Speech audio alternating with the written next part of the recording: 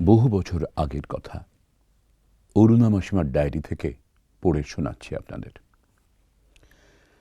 ৪ ফেব্রুয়ারি ১৯৮৮ সকালবেলায় সৎসঙ্গের জন্যে শ্রী শ্রী বাবা ঠাকুর আসন গ্রহণ করলেন। পোদ্দার কাকা এবং পাশের বাড়ির থেকে ভৌমিক মশাই এসে অপেক্ষা করছিলেন। তাদের সঙ্গে ভারতবর্ষের সনাতন ধর্ম এবং সায়েন্স অফ ওয়াননেস এর রিয়ালাইজেশন সম্বন্ধে কথাবার্তা বলছিলেন। জাগতিক ক্ষেত্রে কঠোর সাধনা করে শক্তি অর্জন করার পর বিশ্বের উপরে নিজের প্রাধান্য বিস্তার করা বা রাজত্ব করার প্রবণতা, অধিকাংশ সাধকদের মধ্যে এই মনোভাব সাধনার ফলকে অপব্যবহার করতে চায়। যেমন দেবাসুর, মহিষাসুর প্রভৃতি ভগবানের থেকে বর পেয়ে ভগবানের বিরুদ্ধেই শক্তি প্রয়োগ করছে। শ্রী শ্রী বাবা ঠাকুর এইরকম সাধারণ সাধনা থেকে ব্যতিক্রমী উচ্চ সাধনার কথা উল্লেখ করলেন, যা আত্মজ্ঞানের অন্তর্গত। ভারতবর্ষে এইরকম অনেক মহামানব এবং উচ্চকোটির মহাপুরুষের অভাব কখনোই হবে না, যারা আত্মজ্ঞানের দিশারি। তাদের মধ্যে শ্রী শ্রী চৈতন্যদেব, শ্রী রামকৃষ্ণ প্রমুখ। থেকে সে ভক্তিটা পজেস করতে চাইছে, সেই পজেস করতে পারলে বাস তাম দুনিয়ার উপর রাজত্ব করবে। আবার এগেইন আরেকটা মহিষাসুর দাঁড়াবে ওই এগেস্ট গড। আবার সেই এই অতীতের যুদ্ধগুলি দেবাসুরের তো এই সিগনিফিকেন্স, এই যে মহিষাসুর, শুম্ভ নিশুম্ভ প্রভৃতি যে সমস্ত অসুরের কথা পাওয়া যায়, তারা বাই ভার্চু অফ তপস্যা শক্তি অ্যাকোয়ার করে ভগবানের কাছ থেকে আবার ভগবানের বিরুদ্ধে লড়েছে। আমাদের পার্থিব জগৎও ঠিক তাই, মা বাবার খেয়ে পড়ে মানুষ মা বাবার থেকে সরে যেয়ে বাবা মাকে মেরে দিয়ে সম্পত্তি দখল করছে। এটা কত কেস কাগজে বেরোচ্ছে, এগুলো মা বাবাকে শেষ করে দিচ্ছে in order two possess the property. এরা না নিজেদের মুখ্যের জন্যই নাকি এটা? আরে না না, মুখ্য তো কঠিন ব্যাপার। মুখ্য হলে তো মানে সত্যি কথা বলতে গেলে মুখ্যের সাধন মানে হচ্ছে আত্মসাধন, আত্মজ্ঞান হলেই মুখ্য হবে, আর কোনো কিছু দিয়ে মুখ্য হতে পারে না। আত্মজ্ঞান তো সবার সঙ্গে unity of oneness, knowledge of oneness হলে মুখ্য হবে, নাহলে হবে না। ওটা হচ্ছে কি সুপ্রিম। এই যত উচ্চকোটির মহাত্মা দেখি, এই যে চৈতন্যদেব, রামকৃষ্ণদেব, এরা হচ্ছে সেই ক্লাসে যারা ওয়াননেস, নলেজ অফ ওয়াননেসকে তারা প্রসেস করেছে, মানে তাদের ভিতরে রিভিল করেছে। তারা কত হাম্বল, তাদের মধ্যে কোন রকম কোন সময়ের জন্য একটু অভিমানাত্মক বা অহংকারের কোনো কথা প্রকাশ পাচ্ছে। হ্যাঁ, তারা দেবে, কারণ তারা তো ওই ওয়াননেসের জন্যই তাদের মানে ইনকার্নেশন। আর সাধারণ মানুষ তো হচ্ছে আউট অফ ন্যাচারাল ল, তারা তো ন্যাচারাল লতে আসেনি, তারা ডিভাইন লতে এসেছে। ডিভাইন লতে যারা আসবে তারা ডিভাইন ছাড়া আর কিছুতেই তারা দল বাঁধবে না, মত বাঁধবে না, কিচ্ছু নেই। তারা হচ্ছে ওয়ান ফর অল। যদিও god is for all, but all are not for god. এইখানে দুইটা থিওরি দুই রকম। এরা বেশিরভাগই মানুষ ভুলে গেছে তার somehow or other they have forgotten that true nature. True নেচারটা ডিভাইন এখন ভুলে গেছে নিজেরই দোষে। তার সেলফ জেনারেটেড লোয়ার নেচার দ্বারা নিজেই হিপনোটাইজড হয়ে গেছে, নিজের কল্পনা বিলাস নিয়ে এসে মেতে আসে। কল্পনাগুলো বন্ধ হয়ে গেলে শান্ত, তখন স্থির প্রশান্ত। সেটা পারফেকশন একটা সাইন, সেই জন্য শান্ত হতে বলে সবাইকে। কিন্তু আমরা তো সবসময় অশান্ত, এই বসে থেকে মন চরকিবাজির মতো ঘুরছে, মনকে স্থির করায় কত কঠিন। এক ঘুমের মধ্যে কিছু সময় হয় আবার কেটে যায়। কাজেই এই যে বিজ্ঞানটা, এটা এক সময়তে ব্যাপকভাবে আমাদের এই ভারতবর্ষে হয়েছিল বলেই ভারতবর্ষ হচ্ছে ঋষিদের দেশ। এটা হচ্ছে ভগবানের লীলাভূমি, নিত্য লীলাময় পুরুষ এখানে লীলা করবে, এখানে মহাপুরুষের অভাব কখনোই হবে না। কিন্তু মুশকিল হচ্ছে যে হ্যাঁ শাশ্বত ইটার্নাল, মুশকিল হয়ে গেছে যে এটার মিস ইন্টারপ্রিটারের অভাব হয় না কোনো যুগেই। সে সত্য যুগ ছিল, ত্রেতাযুগ ছিল, দাপরও আছে, কলিতেও থাকবে। কলিতে এখন সংখ্যা সেটা বেশি, কালকে যেটা বলছিলাম। এখন কেন এগুলো বলতে হচ্ছে, ঘুরে ঘুরে ঘুরে ঘুরে মা একে একেবারে সব চোখে আঙুল দিয়ে দেখিয়ে দিচ্ছে, এই দেখ এই দেখ, এরা আমাকে মানে না। মানে মা বলতে গেলে এখানে আমি একটা নারী মূর্তি নিয়ে কালে একটা প্রত্যক্ষভাবে পরিষ্কারভাবে বলছি, that is the supreme divine. তার নিজের খুশি মতো সে কখনো এনার্জাইজড হচ্ছে, কখনো বা as a principal say static principal হয়ে রয়েছে। কাজেই সত্তার শক্তি দুটো হচ্ছে একই প্রিন্সিপাল। এটা দুইটা করলে পরেই গোলমালে পড়ে গেল, দুই হলেই দ্বন্দ্ব আরম্ভ হয়ে গেল। দুই নেই। ভারতের আধ্যাত্ম দর্শনের সবচেয়ে বড় আবিষ্কারই হচ্ছে ওয়াননেস। এই ওয়াননেসটাকে মিস করেই একেবারে দ্বৈতবাদের দুই এসে গেল। আসলে দ্বৈতবাদ তো এরা এস্টাবলিশ করতে পারছে না। দ্বৈত বলছে বটে, দ্বৈতবাদটা হবে কখন? শুধু ভগবান আর ভক্ত, তা তো নাই। ভক্ত আছে, ভগবান আছে, জগৎ আছে, সংসার আছে, তার অভাব আছে, এতগুলো তো তো ট্রায়াঙ্গুলার ফাইট হয়ে গেল। সেই জন্য জগতের সলিউশনই হচ্ছে ওয়াননেস অফ গড। গড কি? এই যে তিনি বলছেন, তিনি শুনছেন, এইটি, this is the direct, this should be the direct experience. God ছাড়া কিছুই নেই। What we see, what we know, what we think, what we feel, all are nothing but divine. Grossly হোক, সাটলি হোক, কজাল হোক, supra causal হোক, everything divine. That is called realisation. এমনি তো western ফিলোসফিতে বলে যে man is the manifestation of God. এটা হচ্ছে ম্যানিফেস্টেশন, কিন্তু আমাদের বেদান্ত বলছে, বেদান্ত বলছে যে ব্রহ্মৈব স্বয়ং, ম্যানিফেস্টেশন না, ব্রহ্ম স্বয়ং নিজেই। জলের ভিতর তরঙ্গটা উঠছে, তরঙ্গটা কি জল ছাড়া আলাদা? ম্যানিফেস্টেশন তো আলাদা হয়ে যাচ্ছে, কিন্তু আলাদা হতে পারছে না। কিন্তু তাহলে তো গড ইজ দি, মানে ইটারনাল সাবস্টেটাম হয় না, রিয়েল এক্সিস্টেন্স হয় না। তার এক্সিস্টেন্সের বাইরে তো নতুন করে কোনো জিনিস আসতে পারবে না। কোথেকে আসবে? একটা স্ট্রেঞ্জ এক্সপ্রেশন বা ম্যানিফেস্টেশন কোথেকে হতে পারে? গড তো ডিভাইডেড হয় না। সেজন্য এই যে রাশিয়ান ফিলোসফিতে যেটা যে কমিউনিস্টিক ওয়ার্ল্ডে বলে, ওটা ওরাদের গ্রস সাইড টেকনিক্স। মানুষ যদি ম্যানিফেস্টেশন অফ গডই মানুষ হয়ে থাকে, তাহলে যখন সকাল বিরাজ করছে, সেই আত্মাটাকে তাকে দুঃখ কষ্ট তাকে এই ডেমনস্ট্রেশন তার সামনে নিয়ে দেখানো হইতেছে যে তোমার দেশের বেশ 5টা ছেড়ে যাচ্ছি, 5টা ডিস্টিংগুইশ পার্সোনালিটিকে তোমরা দাঁড়া করাও, আর 5টা লেম্যানকে নিয়ে আসো, একটা অর্ডিনারি ম্যান। এই 5টা ডিস্টিংগুইশ পার্সোনালিটি যে এভলিউশনারি ফ্যাকাল্টি তার যেটা ডেভেলপ করেছে নলেজ, এই 5টা লেম্যানকে তারা ইমিডিয়েটলি দিতে পারবে? Why not? This is the processing from within, যার উপরে মানুষের কোনো ক্ষমতা নাই। আজকে 10টা লেনিন কেন হলো না? একটাই বা কেন হলো? Can they give the answer? বাবা, লজিকে ইন্ডিয়ার কাছে তারা দাঁড়াবে না, তাদের আলাদা একটা লজিক থাকতে পারে on the basis of some aspect, particular aspect, not of as a whole. As a whole একমাত্র এই ইন্ডিয়াতেই হয়েছে, সেখানে একটা সবটাই অখণ্ড নিয়ে ব্যাপার, খণ্ড নিয়ে ব্যাপার না। ওরা তো খণ্ড ফিলোসফি, তো সেই জন্য চেঞ্জ হচ্ছে, ওদের থিওরি চেঞ্জ হচ্ছে, পলিসি চেঞ্জ হচ্ছে। আমাদের ব্রহ্মবাদ চেঞ্জ হয়েছে আজ পর্যন্ত? মোটেই না। ওদের তো ওটা বলেই তো ওই ম্যাটেরিয়ালিস্টিক। আরে ম্যাটার তো চেঞ্জেবল হবে, that is always. Electric theory যেটা আজকে যেটা আছে সে পরে কিন্তু কথা হচ্ছে, can there be any dynamism without any fix background? কোন একটা গতি, তার ফিক্সেশন। এখন যে সিস্টেমটা চলছে সেটাই তো থিসিস, তারপর ওটা চলতে চলতে চলতে অ্যান্টিথিসিস আসবে, আর এখানে সিনথিসিস আগে আবিষ্কার হয়ে গেছে। হ্যাঁ, সেটাই কাজেই তারা কি করে আমাদের সাথে পাল্লা দেবে? ওরা ওই না, এখন রাশিয়া এসে আমাদের ইন্ডিয়াতে এসেছিল ওরা, এই যে আমি এটাই বিবেকানন্দ সম্বন্ধে তো এই আমি চায়না তো খুব জোর করে লেগেছে। শুধু চায়না না, ওরা যে এসেছিল কিছু ওদের সঙ্গে কিছু মিটিং হয়েছে, আমি সেই সমস্ত কথা বলবোই কেন, যে আমাদের দেশের লোকেরা কোনো খবর কতটা রাখে, যে বাইরে তারা এখন এক্সস্টেড হয়ে গেছে তাদের সব theory and policy, they want some super idea and philosophy. সেইটা দেখছে যে এই বেদান্ত হচ্ছে দি ওনলি সাপোর্টেবল জিনিস, যেটা সুপ্রা ন্যাশনাল অর্গানের উপর বেস করা, মানে নট অনলি হিউম্যান রিজনিং, এটা এমন একটা রিজনিং উপর বেস করা যে এই রিজনিং কিছুই কাটাবাটা। এখন সেইটার তারপরে যদি রিয়েলাইজার হয়, আমাদের ফিলোসফাররাই তো, এই যে রাধাকৃষ্ণের সঙ্গে রাশিয়ার সমস্ত ফিলোসফারদের যে সমস্ত ডায়লগ হয়েছিল, ভেরি ইন্টারেস্টিং। আমি বলবো সেগুলো আস্তে আস্তে মানুষকে, আমি তো আর পজিটিভটা পাই নাই, আমি যেইভাবে পাইছি সেইটা মানুষকে বলবো, দেখো দিস ইজ পসিবল, এটা রিয়েলাইজেশনটা পসিবল প্রত্যেকের কাছেই, যদি আমরা if we are open hearted. আমি যদি দরজা জানলা খুলে দিই বাইরের থেকে, আলো আপনি আমার ঘরে আসবে, আমার আর কিছু করতে হবে না, আমার only to keep the Windows open. এখন হলো ওই যে রিয়েলাইজেশন যে জিনিসটা ওয়েস্টার্ন, ওটা দেখিয়ে দাও, আমি সবাইকে না, সেই যে কালকে বললাম না, সায়েন্টিস্টে যে আমাকে চ্যালেঞ্জ করেছিল, আমি চ্যালেঞ্জটা বললাম হ্যাঁ I am ready to accept, কিন্তু আমার সঙ্গে আমারও কয়েকটা কথার উত্তর তোমাদের দিতে হবে, খালি একতরফা হলে তো হবে না। এখানে তোমরাও যেরকম জানো বলো, আমি যেটুকু জানি বলি, দুইটা পাশাপাশি। এটি ছিল আমাদের ঋষিদের ব্যাপার। তোমরা ম্যাটার নিয়ে খালি ডিল করছো, কিন্তু who is the subject of the matter? Matter cannot be a subject. এই মাইন্ডটা নিজেকে নিজে জানে না। It is not for itself but for the subject. Subject has made it. What is subject? Subject can be material. এইখানে এসে ওরা মার খেয়ে গেছে, ফ্রাঙ্কেস্টাইন হয়ে গেছে।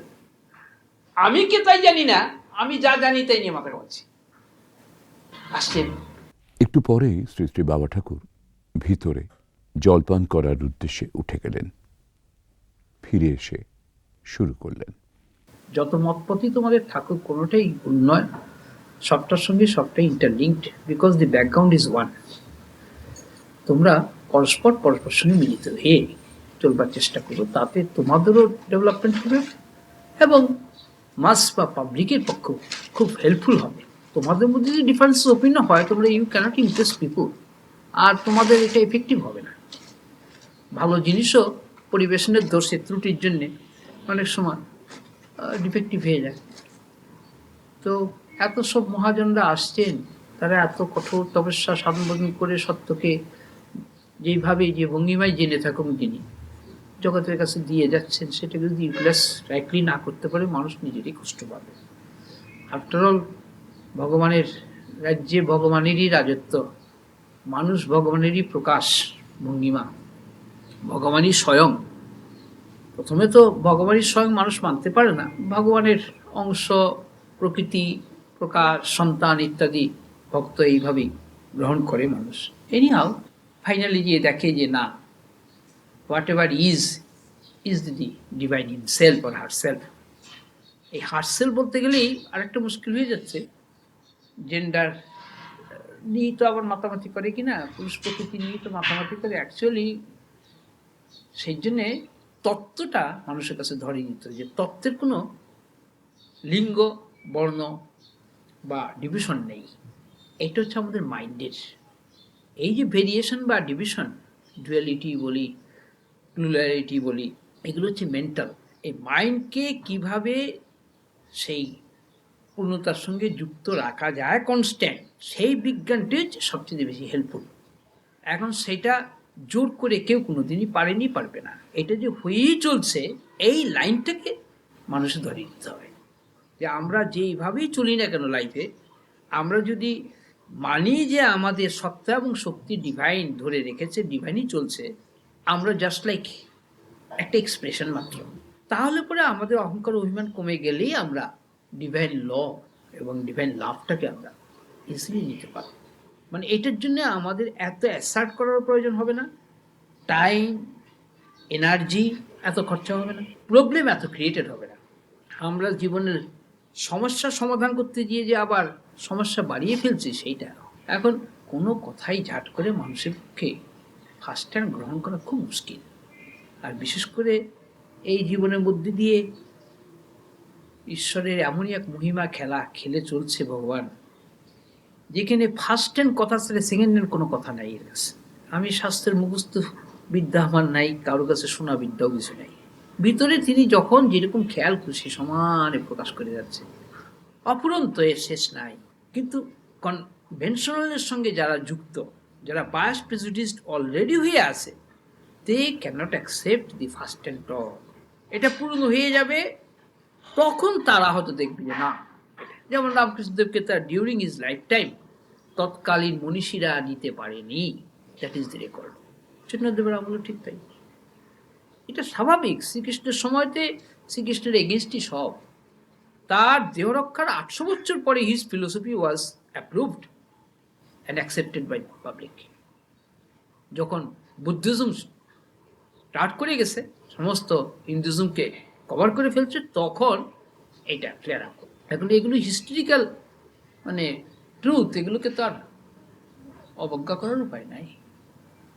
এখন মুশকিল হয়ে যায় যে আমরা প্রেজুডিসড হয়ে গেলে, once the mind becomes coloured, it becomes very difficult to purify ইট।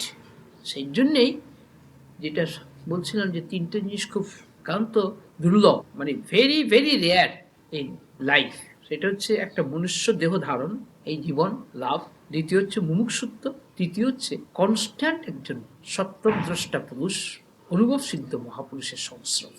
প্রথম দুইটা হয়তো অ্যাভেলেবল, কিন্তু লাস্টেরটা অ্যাভেলেবল। মহাপুরুষের সংস্রবে থাকলে পরে সাধন ভোজন করার প্রয়োজন থাকে না। ওই ম্যাগনেটের টাচে থাকলে লোহা যেমন আপনি ম্যাগনেটাইজড হয়ে যায়, by the constant company of a saintly person anybody can become saint because sainthood is the real nature of a man. It is not development. It is the real nature which is already there, only to reveal it. Revelation কখন হয়? When right knowledge is present. Right knowledge তো একটা divine person is himself is a best example of right knowledge. তার টাসে থাকলে automatic, আগুনের পাশে থাকলে ভিজা কাটা আপনি শুকনো হয়ে যাবে, তার মধ্যে আগুন আপনি ধরে যাবে। কাজেই এইটাই হচ্ছে কলিযুগের একমাত্র ভগবানের মস্ত বড় আশীর্বাদ যে by the constant company of right person or a divinised person a man can be easily divinised. এইটাই, এই সায়েন্সটাই এর মধ্যে থেকে কনস্ট্যান্ট মানুষের কাছে, বিজ্ঞানীদের কাছেও বিজ্ঞানের ভঙ্গিমাতে, দার্শনিকদের কাছে দার্শনিকের ভঙ্গিমাতে প্রকাশ হচ্ছে। তবে যারা বার্থ প্রেজুডিসড হয়ে আছে তারা নিতে পারছে না। তারা দীর্ঘকাল শোনার পরে বলছে, দেখুন আপনি যা বলছেন ইট ইজ দি সুপ্রিম, শাস্ত্রের শেষ কথা, সার কথা, কিন্তু আমরা এত আগে থাকতে এত বেশি বার্থ প্রেজুডিসড হয়ে গেছি, অব্লিগেশনে পড়ে গেছি যে আমরা বুঝেও কিন্তু এটা হোলহার্টেডলি নিতে পারছি না। কারণ সেটা তোমাদের অবস্থাটা কীরকম জানো? তোমাদের বাড়ির হাউস ফিজিশিয়ান আছে, সে রোগ ব্যাধি হলে পরে, কারো অসুখ হলে পরে ওষুধ দেয়, প্রেসক্রিপশন দেয়, কিন্তু অনেক সময় অনেক রোগ সারে না। রোগ সারছে না, কিন্তু তারই ওষুধ খাওয়াচ্ছে, অন্য ওষুধ কেউ খাবে না। অন্য ওষুধ ডাক্তার খেলে সারতে পারে, সে খাবে না। আমি একটা লিভিং এক্সাম্পল। তো এরকম এই যে থিওরি আমরা বলি আধ্যাত্ম পথে, কার কোনটা স্যুট করবে না করবে এ তো একটা বিরাট সায়েন্স। একমাত্র রিয়েলাইজাররা ক্যান ডায়াগনাইজ, অপরের পক্ষে সম্ভব নয়। এখন অন্য যে সমস্ত ব্যাপার দেখা যাচ্ছে এখন স্পিরিচুয়াল লাইনে, যে নন রিয়েলাইজার তারা গুরু হয়ে যাচ্ছে, সেটা অনেক রকম ভাবেই হচ্ছে। অনেকে, কেউ বা আশ্রমিক অর্ডারে হয়ে যাচ্ছে, কেউ বা বাই ফোর্স হচ্ছে, কেউ বা নিজে সেজে গুরু সেজে যাচ্ছে। এখন একটা অন্ধ যেমন আরেকটা অন্ধকে রাস্তা দেখাতে পারে না, যাদের ভিতরে ওয়ার্ল্ডলিনেস অলরেডি রয়ে গেছে, ডিজায়ার রয়ে গেছে unfulfilled, how can they show the path of desirelessness completely? Very difficult. এইখানে এসেই এরা আরো বেশি বাস্ট হয়ে যায়। তারা বলে যে একটা ডিজায়ার তো না থাকলে লাইফই থাকবে না। আমাদের ডিজায়ারলেসনেসটাকেই যদি আমি একটা ডিজায়ার ধরি, তখন বলে যে হ্যাঁ সে তো এক্সেপশনালদের হবে। আমাদের এক্সেপশনালদের what do mean by that? একটা কলেজের প্রিন্সিপাল কি 1000 জন হবে না? এক্সেপশন একজনই হয়। একটা দেশের প্রাইম মিনিস্টার কজন হয়? তো কাজী এক্সেপশনালটাই তো সুপ্রিম হিসাবে আমরা ধরি, that is the best instance হিসাবে আমরা রাখি। তো গডের যদি ডুপ্লিকেটই থাকতো তাহলে কি গডের গ্লোরি বা গ্রেটনেস থাকতো? As because he is the supreme, the highest one, who has no duplicate, no parallel, no rival, no substitute, he is eternal one without second. কাজেই আমাদের ভিতরে সেই ওয়ানই প্রেজেন্ট রয়েছে, নিত্য বর্তমান গানগুলোর মধ্যে দিয়ে এগুলো সব কাজ করে দেওয়া আছে। যে গুরুইষ্ট ভগবান যাই আমরা তাকে বলি না কেন, he is eternally present in our life. The life is verily divine, divine is verily life. এবং কি দিয়ে সেটা জানছি? আমি কতগুলো ফর্মুলা বেসিসে এগুলো লোকের সামনে রেখেছি in order two grasp the matter very easily. তাহলে এই বিষয় এত দুর্বোধ্য আর ফিলোসফিক্যাল স্ক্রিপচারগুলো এত কমপ্লিকেটেড যে আমাদের বর্তমান যুগের মানুষের বুদ্ধির সেই ক্ষমতা খুব কম এর সিগনিফিকেন্সকে গ্রহণ করা, বা এই ইনার পারপোর্টকে গ্রহণ করা, বা ইনার সাবস্ট্রেটামকে ঠিক মতো উপলব্ধি করা। একটা কথা 10 রকম ইন্টারপ্রিটেশন হয়ে গেলে সেটা তো রিয়েল ব্যাকগ্রাউন্ডটাকে ধরা যাবে না। Interpretation may be 1000 and 1000, but reality must be one. এখন এই রিয়ালিটির সঙ্গে পরিচয় না হলে আমার ইন্টারপ্রিটেশন দিয়ে কী কাজে লাগবে? এখন যারা ইন্টারপ্রিটকেই ভালোবাসে তারা রিয়ালিটিকে ভালোবাসতে পারে না। সেই জন্যেই ওই রিয়েলাইজারের সঙ্গ করা, that is the only way to get rid of all travels of in life. জগতে জীবনে যা কিছু আমাদের দুর্ভোগ, এর থেকে রেহাই পেতে হলে একজন পারফেক্ট ম্যানের সঙ্গ, দ্যাট ইজ এনাফ। কোনো এক সময় তো সাধু সন্তরা অনেক রকমের প্রশ্ন করে, তো আর এই যখন সাধু সন্ন্যাসীর বেশ ধারণ করে নাই, সুতরাং অনেক সাধু সন্ত একে প্রথমে ফার্স্ট হ্যান্ড রিকগনিশন করে না। যাই হোক, আমার তো রিকগনিশনের জন্য তো কোনো প্রয়োজন নাই, সেই জন্য রিকগনিশনটা আমি একটা বন্ডেজ বলেই মনে করি।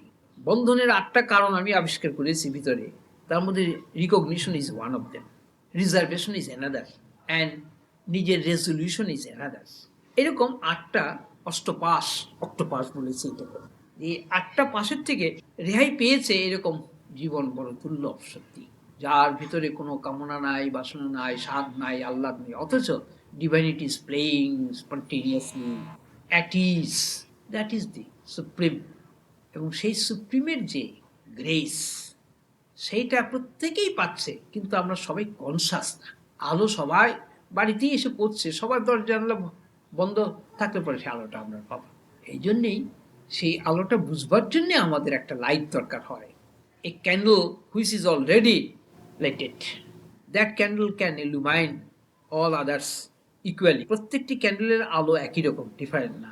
এই বোর্ডটা যিনি সবাইকে ধরিয়ে দিতে পারেন, he is the best friend, he is the best guru, he is the disinterested friend. গুরু একটা পার্সনকে আমরা যখন ধরি তখন লিমিটেড, কিন্তু পার্সনের ভিতরে যে সাবস্ট্রাটামকে যখন ধরি তখন দেন ইট ইজ অ্যাবস্ট্রাক্ট, এবং without the abstract the person himself or herself is material. সে কখনো একটা matter cannot illumine others, never. And the substratum itself is all luminous, eternally luminous, that does not require any support for its luminosity. তার এই যে স্বয়ং প্রকাশতা, স্বয়ং জ্যোতি, তার এই যে স্বতঃস্ফূর্ত হচ্ছে, এর জন্য তার দ্বিতীয় কোনো সাপোর্ট দরকার নয়। ইট সেলফ ইজ দ্যাট ভেরিলি। কাজে আমাদের ভিতরে সেই self is always ready, always present, only that our lower nature has partially covered it, fully cover করতে পারে না। তাহলে আমাদের এই যে body consciousness, mental, physical, vital, intellectual, এই প্লেনগুলো ওয়ার্ক করতে পারছে না। এইগুলো যখন ওয়ার্ক করছে তখন জানা যাচ্ছে যে সেই কনসাসটাকে পার্শিয়াল কভার করে এই চেঞ্জেবল ফ্যাক্টরসটা খালি মুভ করে চলছে। এর মধ্যে সেই পার্মানেন্টকে রিকগনাইজ করা বা ডিসকভার করা, দ্যাট ইজ কল্ড রিয়ালাইজেশন আমাদের কনভেনশনাল সেন্সে। এবং সেই জন্যেই এমন একটা জিনিসই আমাদের দরকার যে জিনিসটা common to all, eternal and one without second, that is called divine. কাজে আমি ডেফিনিশনগুলো আমার কাছে আসছে একেবারে এমনভাবে যে ইট ইজ আনপ্রেসিডেন্টাল।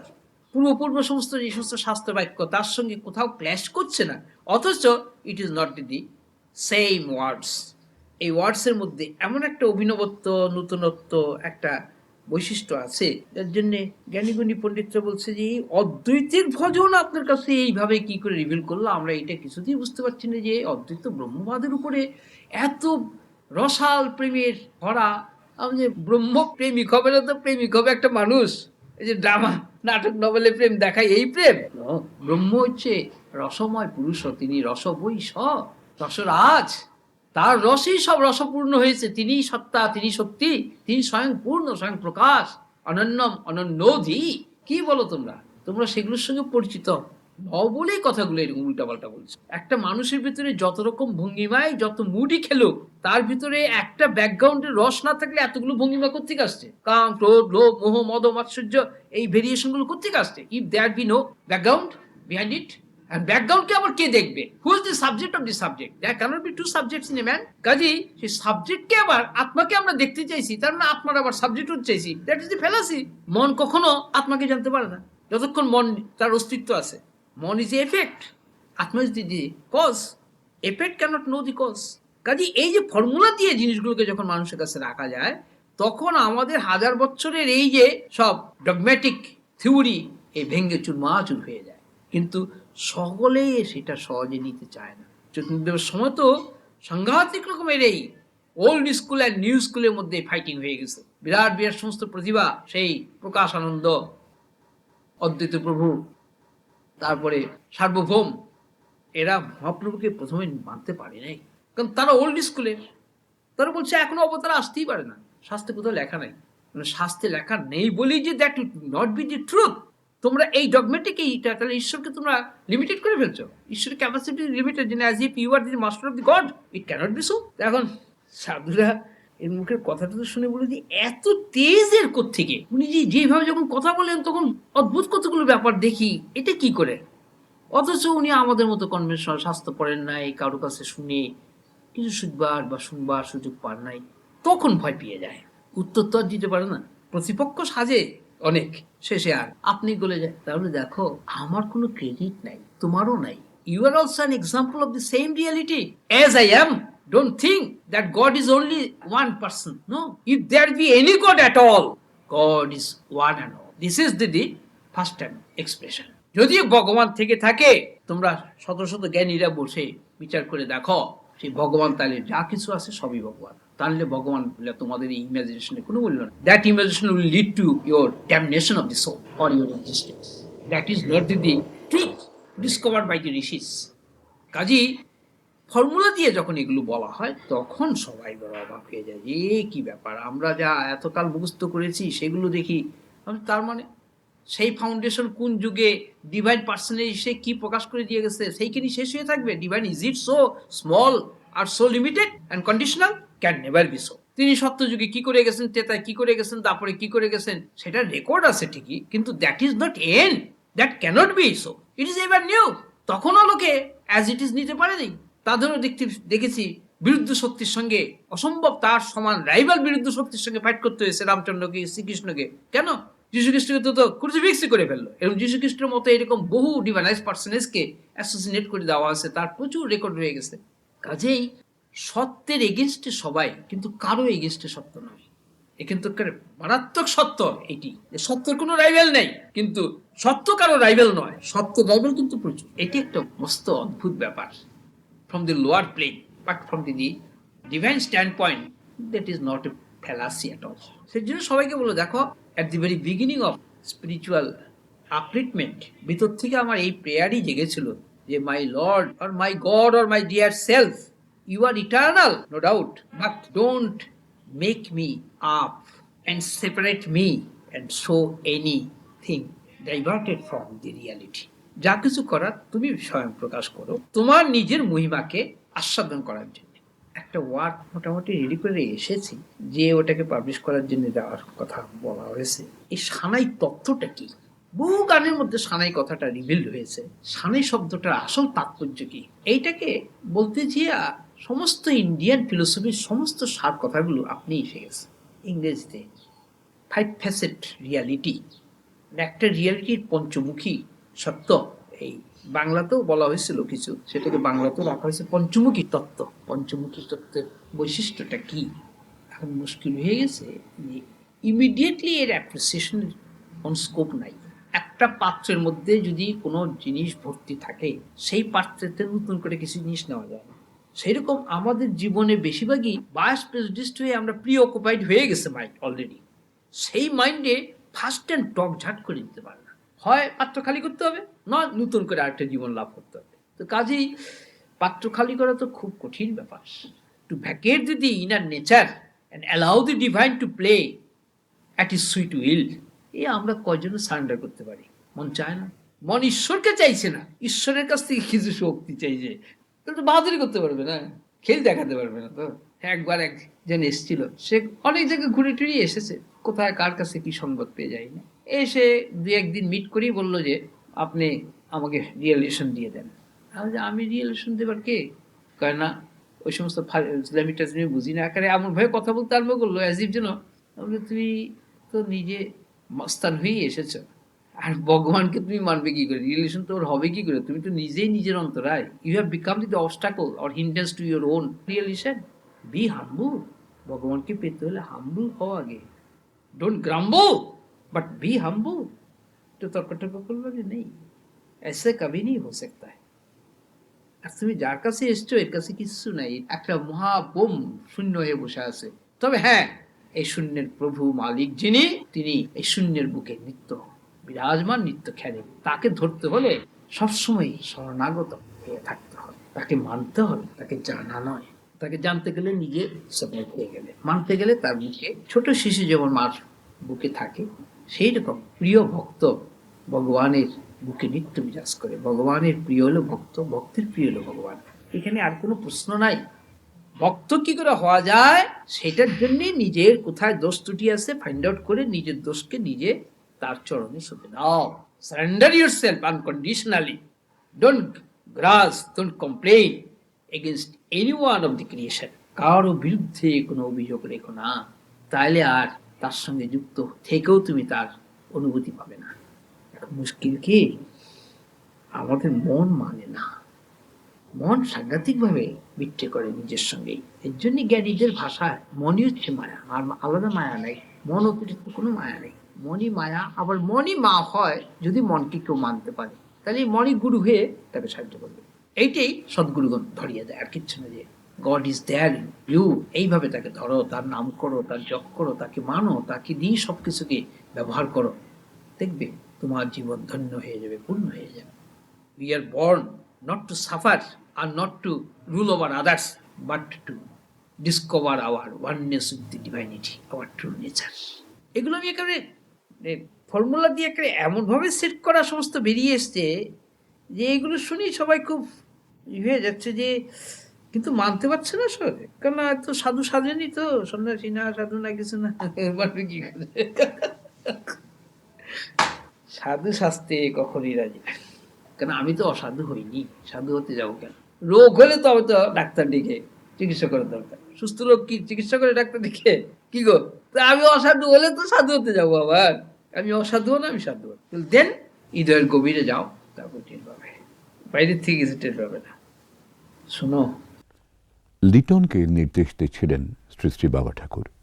বলছিলেন, অমৃতসর থেকে চোখ অপারেশন করে ফেরার পর কিছুদিন রেস্টে থাকতে হবে, বেশি কথা বলা যাবে না। যারা দর্শন করতে আসবে তাদের জন্য রেকর্ড করা গান বা প্রবচন চালিয়ে দেবার ব্যবস্থা যাতে করা যায়। ভৌমিক মশাই সায় দিয়ে বললেন, ঠিক, কথা বলা যাবে না, কারণ ওনার দু চোখে অপারেশন হবে। ওখান থেকে ফিরে আসার পরে আমাকে তো ডাক্তার কথাবার্তা বলার নিষেধ করেছে, তো বেশ কিছু রেস্টে থাকার কথা, কোনো রকম স্ট্রেইন বা এক্সাইটমেন্ট না হয় সেগুলো মেনটেন করতে হয়। তুমি এই রেকর্ডগুলো চালাবে, আমি কথাবার্তা কিছু একটা বলতে না, ডাক্তারের দেবেও না, অ্যালাউ করবে না, কারণ তাহলে আবার রেটিনা ডিটাচমেন্ট হওয়ার পসিবিলিটি থাকে। আমার তো দুই চোখে অপারেশন করা আমি জানি। হ্যাঁ, সেই রেস্ট দরকার। হ্যাঁ, খুব রেস্ট দরকার হয়। আর মানুষ তো এর কাছে আসবেই। কলকাতায় কি অসুবিধা হয়, বাড়ির লোকগুলো একে নাজেহাল হয়ে যায়, অসময় সময় কোনো ঠিক নেই, মানুষ আসছে, তাহলে না, দেখো এই জীবনটা তৈরি হয়েছে তাদের জন্যে, জগতে সবার জন্যই এর জন্যে কিছুরই প্রয়োজন নাই, কিন্তু সবার জন্যই তবে এর জন্য সবাই নয়, এটা ঠিক। স্টিল এই দেহটা যতদিন পর্যন্ত আছে, লেট পিপুল মিট, তাদেরই তো আপন স্বরূপকে তারা খুঁজে পাবে, তারই একটা চান্স আসছে, তারা মিট করতে দাও। আমার খাওয়ার সময় মতো হলো কি হলো না, বিশ্রাম হলো কি হলো না, দ্যাট ইজ নট ক্রাইটেরিয়া। এখন যারা শরীরটার ভার নেয় রক্ষণ, তাদের তো দিনের পর দিন এরকম দেখে তারা সহ্য করতে পারে, যার জন্য এই অপারেশনের ব্যাপারে তারা শেষ পর্যন্ত বললো যে ঠিক আছে, in order to maintain the law and order with you all, তোমরা যা বলবো নিশ্চয়ই রাজি হবে, কেন বলবো? আমার তো এইগুলো হওয়ার কথা না, তো হয়েছে, যখন হয়েছে, ঠিক আছে, I am ready to bear all this thing. কে করবো? ফিজিক্যাল বডির তো এরকম হবেই, তার সঙ্গে আমার রিলেশন বা আমার যাই থাক, এ তো ভগবান নিজে এসে পঞ্চভূতের ভাতে ব্রহ্ম করে কাঁদে বলে না। তবে কান্নাকাঠির মধ্যে আমি নাই, আমি আনন্দের কথাই সবার কাছে গিয়ে যাই। আমি আনন্দ, তুমি আনন্দ, সবাই আনন্দ, আনন্দের প্রকাশ এই জীবন, ভুলো না, ভুলো না, ভুলো না রে মন, এইটি হলো এর সবচেয়ে বলার কথা। দুঃখের জন্যে আমাদের ভাবনা নাই, দুঃখ করবে কেন?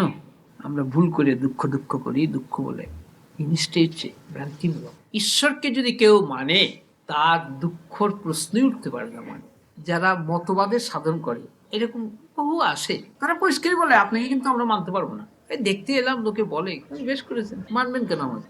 আপনি নিজের যেটাকে মানেন সেটাই ভালো করে মানেন, তাহলে আমি শুনছি।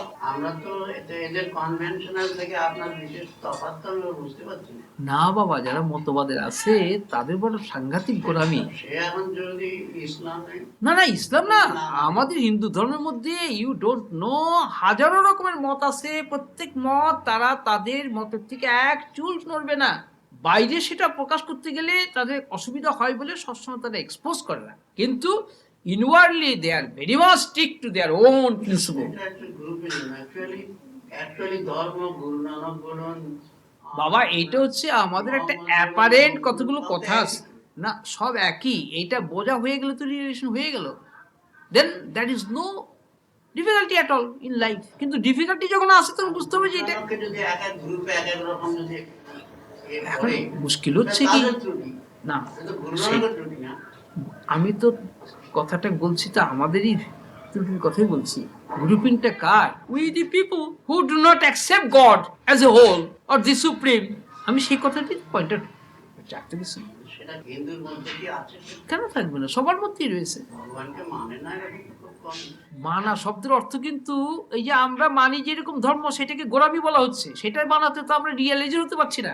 এক একটা সম্প্রদায় থেকে কয়টা রিয়েলাইজার বেরোচ্ছে। আমি রিয়েলিশনের উপরে কথা বলছি। আমাদের মন দিয়ে কতটুকু মানলাম, পারিবারিক ডিসঅর্ডারই আমরা সামলাতে পারি না। কতটুকু মানি, এক একজনের সঙ্গে একজনের ডিফারেন্স অপিনিয়ন হচ্ছে কেন তাহলে? না, রিয়েলিশন সেই জিনিস নয়। এক সুরে বাঁধা ইউনিভার্সাল সিম্ফনি হবে অফ মিউজিক অফ ওয়ান। যেমন চৈতন্যদেবকে দেখছি, রামকৃষ্ণদেবকে দেখছি, প্রমুখ এইরকম এদেশ যে লেটেস্ট এই যুগেতে আরও এরকম সমস্ত বিরাট বিরাট মহাপুরুষ যারা এসছেন, তাদের লাইফে কি দেখছি? সমস্ত মতপথকে তারা এমব্রেস করে নিচ্ছে। সবাই নিচ্ছে না? একই সত্যের বিভিন্ন সেটা মুখে বলছে, বাবা বাবা তো প্রত্যেকে, আমরা প্রত্যেকে নিজের বাবাকে বাবা বলি, অপরের বাবাকে বাবা বলে মানতে পারি। রিয়েলাইজ করাটা আবশ্যক। তবে আমি I am talking on the point of realisation, not on the point of our imagination. এই here is the main point of my saying. নাহলে এতগুলো কথা খরচা করার কোনো প্রয়োজন নেই। আসলে তো বই পুঁথিপুস্তকের মধ্যে একই ভগবানের কথা, কিন্তু তাহলে এই সম্প্রদায় লড়াই হচ্ছে কেন? এক সম্প্রদায় আর সম্প্রদায়কে অ্যাটাক করছে কেন? এই জন্য তো গোড়াতেই বললাম যে বাবা আমার ওইরকম সাধু সাজার দরকার নেই। I don't like to become a member of those class.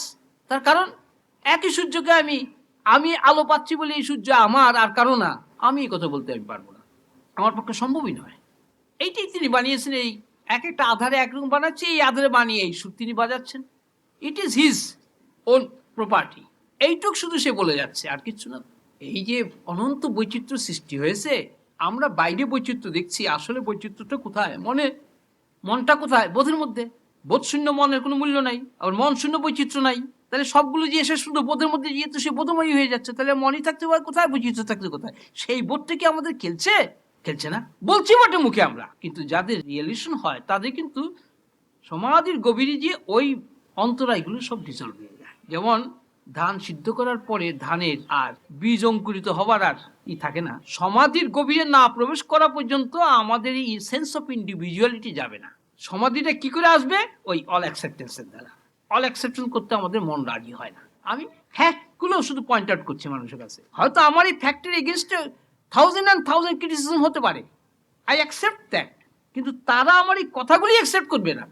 প্রথমে প্রোটেস্ট করে, তারপরে কিন্তু যখন দেখে যে না বাবা এখানে প্রোটেস্ট করতে, অর্জুন তো শ্রীকৃষ্ণের কথা প্রবেশ করেছিল, গীতার জন্য তাই আছে না গো? একেবারে ভিরুলেন্টলি প্রোটেস্ট করেছে। তার উত্তরে সে শ্রীকৃষ্ণ বলছিলেন বলে তো এই কথাগুলো লোকে পেয়েছে। কিন্তু পাওয়া সত্ত্বেও কয়জনে আমরা মানছি? গীতা পাঠ তো করি আমরা সবাই, গীতা অনুযায়ী জীবনযাপন করি কি? Never, very few. কেননা বৈষ্ণব ধর্মের সবচেয়ে বড় কথা হচ্ছে, যদি বাসুদেব আত্মা, যিনি সর্বভূতেতে বাস করতেন, সেই এক আত্মাকে যদি কেউ কোনো রকমে বিদ্বেষ করে, তার কষ্টের কারণ হয় বা তাকে অবজ্ঞা করে, তাহলে আত্মাকে অবজ্ঞা করা হলো। তাহলে ভগবান বলছেন তাহলে সে আমার প্রিয় নয়। এইরকম যারা ক্রূর আত্মা, তাদের আমি অনেক নিম্ন জনিতে পাঠিয়ে দিই। গীতার ভাষাতে এইরকমই বলা আছে। তাহলে এই কথাগুলো বললেন কেন ভগবান? ক্যাসেট পাল্টাতে হলো সেই সময়। শ্রী শ্রী বাবা ঠাকুর বললেন, গীতায় 700 শ্লোক আছে, আর নিজের দিকে ইঙ্গিত করে বললেন এর মধ্যে 64 লক্ষ শ্লোক রিভিল্ড হয়েছে। কোথায় 700, কোথায় 64 লক্ষ? Can you imagine? সে 64 লক্ষটা কি এই কথা দিয়ে সে বলে দিয়ে যাচ্ছে মানুষের কাছে। সমস্ত শাস্ত্রের এসেন্সগুলোকে একে একে একে একে সব কোডিফাই করে সব দিয়ে যাচ্ছে, যুগের উপযোগী করে। সেই জন্য আগে মূর্খ বানিয়ে নিয়েছে এটাকে। লেখাপড়া শেখায় নাই, কোনো কনভেনশনাল সাধন ভজনের মধ্যে নেয় নাই, মতবাদের সাধনে নেয় নাই, গ্রুপিংয়ের মধ্যে নেয় নাই। পিটিয়ে, যেমন লোহাকে কামারশালায় দিয়ে একসময় ছবি আঁকার কাজের মধ্যে যুক্ত রেখেছিল, তখন স্কেচ করতে এখানে সেখানে সব ঘুরে ঘুরে স্কেচ করতে যেত। তো ছবি আঁকার জন্যে ওই কামারশালায় যে স্কেচ করতে গিয়ে তখন দেখতাম যে ওই কী করে ওই লোহাকে আগুনে দিয়ে লাল হয়ে গেলে হাঁপুরের মধ্যে দিয়ে পিটিয়ে তাকে শেপে আনে। এক একটা লাইফ হচ্ছে আমাদের শেপিং। এইরকম শেপিং করে সে আজকে তার আধার বানিয়ে নিয়েছে খেলবার জন্যে। তবে তো সেই ওয়ান টিউনে বাজিয়ে খেলতে পারছে। এর মধ্যে তো বেশি সুরতার আসবে না। এর কাছে যা কিছু প্রকাশ হচ্ছে অন্তরের বাড়ি, সবটাই সেই একই প্রকাশ, একই খেলা।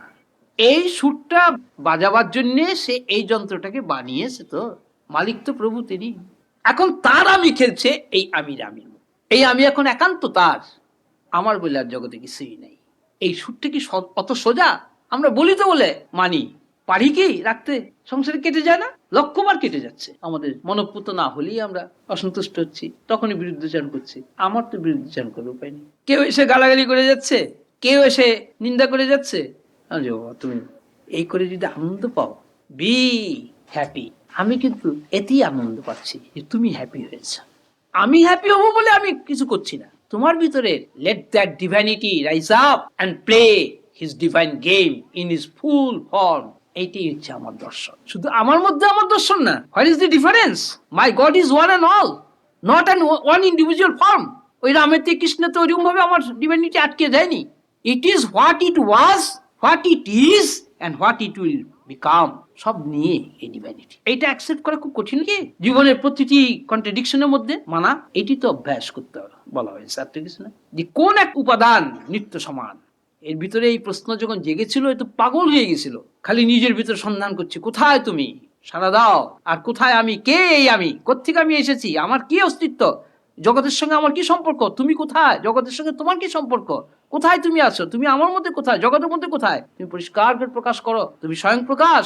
গানের মধ্যে এই ভাষায় এই সমস্তগুলো তারপরে আপনি প্রকাশ হয়ে গেছে। He revealed in his full form. সব রকম অ্যাঙ্গেলের থেকে সে নিজেকে প্রকাশ করে করে করে করে করে করে করে। সেজন্য বললাম যে আমি শাস্ত্র পড়িনি, আমি শাস্ত্র দেখেছি। কিভাবে? যেমন তোমাদের দেখছি। আমি সেটাকে অস্বীকার করবো কি করে? আমি প্রভুর, প্রভু শব্দের অর্থ হচ্ছে প্রকৃষ্ট প্রভু হয়েছেন তিনি। কি? He has become all, that is called প্রভু। সমস্ত প্রকাশিত তার। এই যে যা দেখছি আমরা বৈচিত্র্যময়, সবই মধ্যে তিনি স্বয়ং। This is called realisation. এখন এইটা শোনা মাত্র মনে করলে কই, এখন তো কৃষ্ণকে আমি দেখছি না, কৃষ্ণ ভক্ত বলবে, রাম ভক্ত বলবে কই রামকে তো দেখছি না। আমরা দেখো সেটা হচ্ছে একটা অ্যাসপেক্ট। তুমি সেটা দেখতে হলে তোমার মনকে আবার সেই টিউনিংয়ে বেঁধে নাও। আমি কিন্তু ওইটুকের মধ্যে থাকতে পারিনি, আরো গভীরে যাওয়ার জন্য মন কেঁদেছে আমার। আমি তাদের মধ্যে ওই বেশেও তাকে দেখেছি। মায়ের কত রূপ যে মা দেখিয়েছে, সে কথাগুলো যদি কোনোদিন পাবলিশড হয়, তখন মানুষ জানতে পারবে যে হ্যাঁ, কত ভঙ্গিমা সে নিজেকে প্রকাশ করেছে। মানুষ কৃষ্ণের কালো রূপ দেখে, আমি কৃষ্ণকে একেবারে মানে লুমিনাস বডিতে কৃষ্ণকে দেখেছি। শিবকে দেখেছি একেবারে ব্ল্যাক। শুনে পণ্ডিতরা বলে যে কখনো হয় না, হয় না, ঠিক আছে, তোমরা you are right from your standpoint, but from my stand point I am correct, because আমি এটা সমাধির গভীরে দেখেছি। আমি ইমাজিনেশন করিনি, তোমাদের মতো কল্পনা করে বসিনি দেখবার জন্য। তিনি নিজেকে নিজে প্রকাশ করে দেখিয়েছেন, 1-2 মিনিটের জন্য নয়। কাজে আমার কথা যদি 1000 পিপল যদি কিনা অস্বীকার করে, আমার একটুকু দুঃখ নাই। They are right from their stand point, I am right from my own stand point, because I have realised it personally, directly, not from the scripture, not from anybody's words. তখন তারা অবাক হয়ে যে বাবা, আসলে এই তেজে কোত্থেকে পেল। আমরা একটা কথা বললে সেটা টায়ার্ড হয়ে যাই, আর সারাদিন সমানে বকে যাচ্ছে, একটুকে এক্সজশন নাই। I do not speak, don't think so.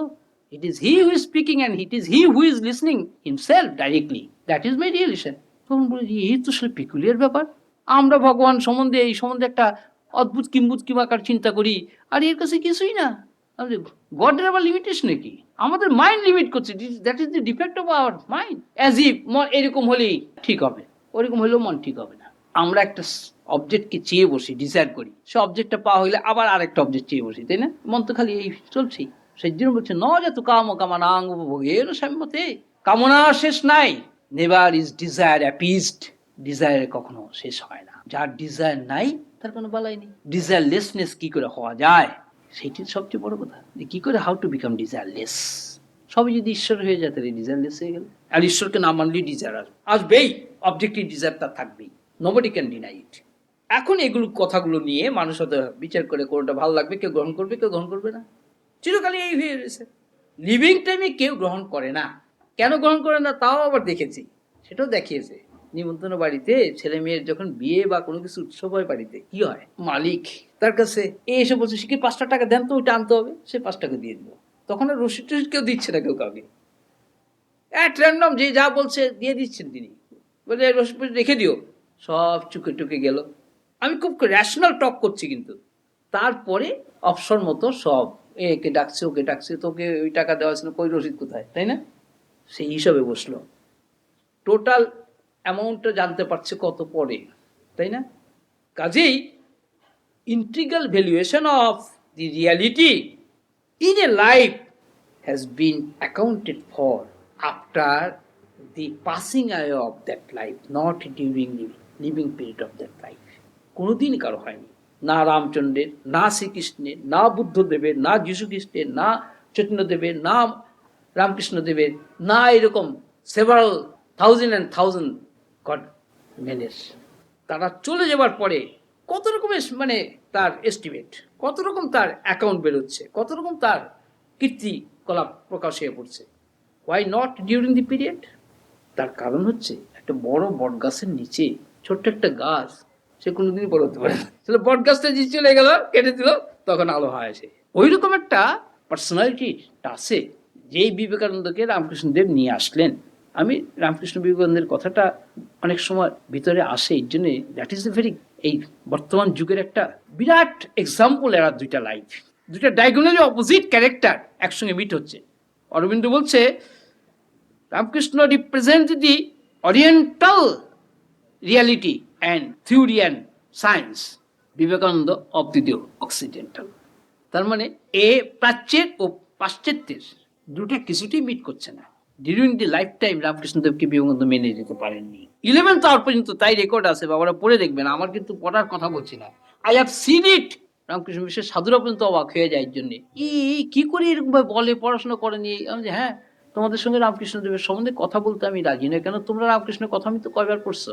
1001 বার যে পড়েছে, I will talk with him about Ramakrishna. পাথরের জমির মধ্যে বীজ বুনলে পরে গাছ হয় না, রামকৃষ্ণদেবের কথাও এই কথাই আছে। কারণ এই কথাটা যখন বলা হয়েছিল, একজন সাধু বলছিল রামকৃষ্ণদেব ঠিক এরকম একটা কথা বলেছিলেন। আমি বলতে নিশ্চয়ই বলতে পারেন। ডিভাইন যখন নিজেকে প্রকাশ করেন, তখন তিনি এরকম ছোট ছোট কথা দিয়ে সত্যকে রেখে দিয়ে যান জগতে, বড় কথা দেন না। তার কথা হবে খুব ছোট, কিন্তু তাকে কেউ সহজে মানবে না। তারা লোকে অমুককে ধরবে, অমুককে ধরবে, অমুককে ধরবে, অমুককে ধরবে, ডাইরেক্টলি ধরবে না। রামকৃষ্ণদেবকে দেবেন্দ্রনাথ ঠাকুর মানতে পারেনি, ব্রাহ্ম সমাজের কেউই মানতে পারেনি এক্সেপ্ট কেশব সেন। কেশব সেন তার কাছে আসতো, তিনি কেশব সেনকে ভালোবাসতেন। আর বঙ্কিমচন্দ্র, ভূদেব বাবু, বিদ্যাসাগর, তৎকালীন মধুসূদন, সবাই এসেছিল। তারা একটা বিরাট বিরাট প্রতিভা, কিন্তু দে কুড নট। কাজেই এই যে বিরাট বিরাট জীবন, রামকৃষ্ণ জীবনের অরিজিনালিটা কি? যে ডিভাইন যখন আসে, তার কোনো লিঙ্গ ভেদ থাকে না। রামকৃষ্ণদেব সেটা দেখিয়ে গেলেন লাইভ দিয়ে। চৈতন্যদেব তবু বিষ্ণুপ্রিয়াকে ত্যাগ করেছিলেন, সেটাকে আবার পরবর্তী জীবনে সেটাকে দেখানোর প্রয়োজন আছে, তাহলে ওইখানে লিমিটেশন এসে যায় ডিভাইনিটি, ওইটাকে আর একটা ইনকার্নেশনে এসে দেখাতে হলো। এই কথা বলছিলাম বললে বৈষ্ণব সমাজের অনেকেই আমার উপর আপত্তি করলো যে আপনি রামকৃষ্ণদেবকে চৈতন্যদেবের অবতার বলতে চেয়েছেন। যে বাবা, দর্শন শাস্ত্র আমি জানি না কিছু, তোমরা বৈশাস্ত্র পড়েছ, তোমরা আমার নমস্য, আমি এর বেশি কিছু জানি না। যা প্রকাশ পাচ্ছে তোমার ভালো লাগলে গ্রহণ করো, নালে ফেলে। এখানে দ্বন্দ্ব বা ঝগড়ার কিছু নেই। আমি যা দেখেছি তাই তোমাকে বলছি। তুমি কি দেখেছো রামকৃষ্ণদেবকে, চৈতন্যদেবকে? If not, that don't talk with one who has already seen. কাবড়িয়ে যায় তখন সঙ্গে সঙ্গে যে আমি না দেখে তোমাদের কিছু বলছি না, কারণ আমার পড়াশোনা নাই। আমার ভিতরে তিনি নিজেকে প্রকাশ করেছেন। I cannot deny that. I can deny the entire universe, but I cannot deny my Lord, who is all in me and in all of you. তিনি আমাকে বানিয়ে নিয়ে এরকম ভাবে প্রকাশ করছেন। আমি লেখাপড়া কিচ্ছু শিখিনি, কিন্তু when he talks the supreme, the universal one. তো বলে চৈতন্যদেবী যে শ্রীকৃষ্ণের অবতার, এটা তো চৈতন্যদেবের আমলে সবাই মানে নেই। তুমি এখন 2 পাতা বই পড়ে সেই অর্ডারে যে মেম্বার হয়ে তুমি এখন মনে করছো ইউ হ্যাভ বিকাম এ রিয়েলাইজার। অতই সোজা? সবকে মানো। বৈষ্ণব হতে গেলে সবাইকে মানতে হবে, কেননা বীজ ধাতুর থেকে বৈষ্ণব হয়েছে। বিষ্ণু মানে one who duels in all. সবাইকে না মানলে বিষ্ণুর প্রেম পাওয়া যায় না। শ্রীকৃষ্ণের ভক্তি অত সোজা নয়। তখন ঘাবড়িয়ে যাচ্ছে, জানি শালা আমাদের সার কথা তো দেখি শালা সবই জানে। আমি কিচ্ছু জানি না, বিলিভ ইট, সত্যি আমি জানি না। But he reveals, he expresses himself like this. It is entirely his one, his own. কাজেই শ্রীকৃষ্ণ যে চৈতন্যদেব হয়ে এসেছেন, এটা প্রুভ করতে কয়েকশো বছর লেগে গেছে, এখনো সবাই মানে না। এমনকি ভারতের 4টা বৈষ্ণব সমাজ গৌড়ীয় মঠের থিওরিকে গ্রহণ করে না। শ্রী সম্প্রদায় রামানুজাচার্যের, নিম্বাক আচার্যের নিম্বাক সম্প্রদায়, বল্লভাচার্যের দ্বৈত, মাধ্যাচার্যের শুদ্ধাদ্বৈতবাদ, এই বিশিষ্ট অদ্বৈতবাদ, দ্বৈতাদ্বৈতবাদ, দ্বৈতবাদ, শুদ্ধ দ্বৈতবাদ, এরা কেউ আমাদের গৌড়ীয় মঠের চৈতন্যদেবের স্কুলকে রিকগনাইজ করে না। এইটাও শুনেছি আমি এই সমস্ত সম্প্রদায়ের সাধুদের কাছ থেকে। আমি তো বইটি পড়িনি, আমি জানি না। তারা দেখি মানে না। ইসকন কলকাতাতে সারা ভারতের বৈষ্ণব সমাজের একটা বিরাট সভা আহ্বান করেছিল, তাতে এই 4 সম্প্রদায়কে নিমন্ত্রণ করেছিল, কেউ আসেনি। কিন্তু ওরা তো বৈষ্ণব সমাজই না, ওদের কাছে যে আমরা কি করবো না। How can you understand the fallacy between it with others? এই তাদের মধ্যে যে এই যে দ্বন্দ্ব, এর কি সমাধান করবে অবশ্য। তবে হ্যাঁ, যখন একটা ডিভাইনাইজ পার্সেন্টেজ আসে তার বিরুদ্ধে সবাই লাগে, যখন আর পেরে ওঠে না তখন তাকে অ্যাকসেপ্ট করে। বিজ্ঞানের ক্ষেত্রেও ঠিক তাই, কত বড় বড় বিজ্ঞানীকে মেরিয়ে ফেলে দিয়েছে। আইনস্টাইনের কোয়ান্টাম থিওরির এগেনস্টে এখন আবার লাগছে একদল উঠে পড়ে এটাকে নিগেট করার জন্য। অবশ্য quantum theory is not the all perfect theory. According to spiritual science, quantum theory cannot be all perfect. বিজ্ঞান জগতে এর বিরাট অবদান আছে, দিস মাস রিচ করেছে বিজ্ঞান।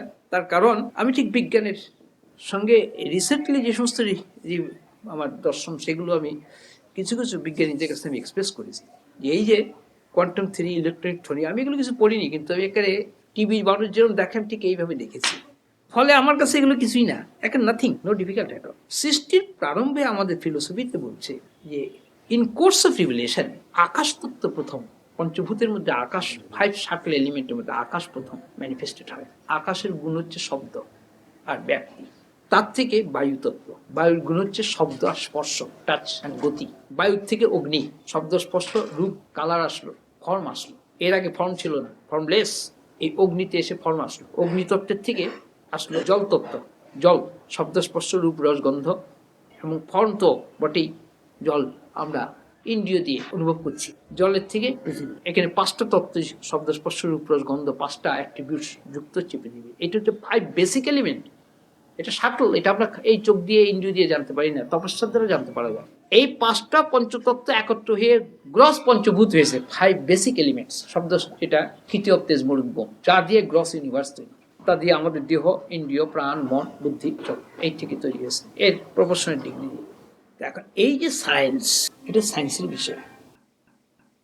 এখন বর্তমানে যে অ্যাটমিক থিওরি, রিসেন্টলি রাশিয়ার থেকে বিরাট একটা গ্রুপ এসেছিল, 16 জনের আসার কথা ছিল, ওরা 16 জন আসতে পারেনি, 10 জন, পরে 2 জন 12 জন এসেছিল, 10 জনই মেইন। তারা এই আগ্নেয়াস্ত্র বিরুদ্ধে জগতের যে ভিন্ন ভিন্ন দেশে এজিটেশন হচ্ছে শান্তির জন্য, আগ্নেয়াস্ত্র নিরস্ত্রীকরণ এবং এই স্পেস ওয়ার যাতে না হয় তার জন্য সব দেশে খুব টেনশন চলছে। কিন্তু অস্ত্র তো তারা তৈরি করে বসে আছে। এই অস্ত্রগুলো যদি তারা নিজেরও ব্যবহার না করে, বাই নেচার এগুলো বাস করবে, পৃথিবী ধ্বংস। একটা ফোর্স এইভাবে এগ্রিগেটেড হয়ে in and through human brain, কারণ মানুষ is product of nature after all. কাজেই এরকম ভাবে জগতে বহুবার ধ্বংস হয়ে গেছে। ঠিক এই একই প্রসেসে কতগুলো এনার্জির ফাংশন ইন্টিগ্রেটেড হয়, হয়ে একটা জাতির মধ্যে দিয়ে আবার সেটা বাস করে, বাস আবার ধ্বংস হয়ে যায়। This is call atomic energy. আমাদের দেশে কনাদ ঋষি বলে একজন ঋষি এই অনুপরমাণুবাদ এটা আবিষ্কার করেছিলেন। তবে তার বক্তব্যটা বা তার যে সমস্ত কথা সেগুলো ক্রুড ফর্মে আছে। বর্তমানে এই অ্যাটমিক এনার্জির যে সায়েন্স, সেটা অনেকটা রিফাইন্ড ফর্মে এটা ব্যবহার করছে। স্টিল স্পিরিচুয়াল রিয়ালাইজারদের কাছে ইট is not at all substantial. জানেন, এগুলো হচ্ছে সবই objective analysis, not even subjective analysis. তো এই সমস্ত সাহেবদের সঙ্গে যোগাযোগ হয়েছিল বলেই কতগুলো কথা তা আলোচনার মধ্যে। তো তাদের বলছিলাম যে দেখো, তোমরা অ্যাটমিক এনার্জি বলে আজকে সারা জগতে তোমরা তোলপাড় কাণ্ড করছো, কিন্তু atomic energy is based on some changeable principle and formula and law. এটা রিলেটিভিটির ব্যাপার, নট রিয়ালিটি। সুতরাং anything belonging to relativity is unsubstantial according to the light of realisation. তখন তারা বললো, তাহলে এর থেকে সাবস্টেন্সিয়াল কি তুমি তাহলে প্রমাণ করতে চাইছো, কি বলতে চাইছো? আমি দেখো, তোমরা যেটাকে অ্যাটমিক থিওরি বলছো, আমি আত্মিক থিওরির কথা তোমাদের কাছে বলছি।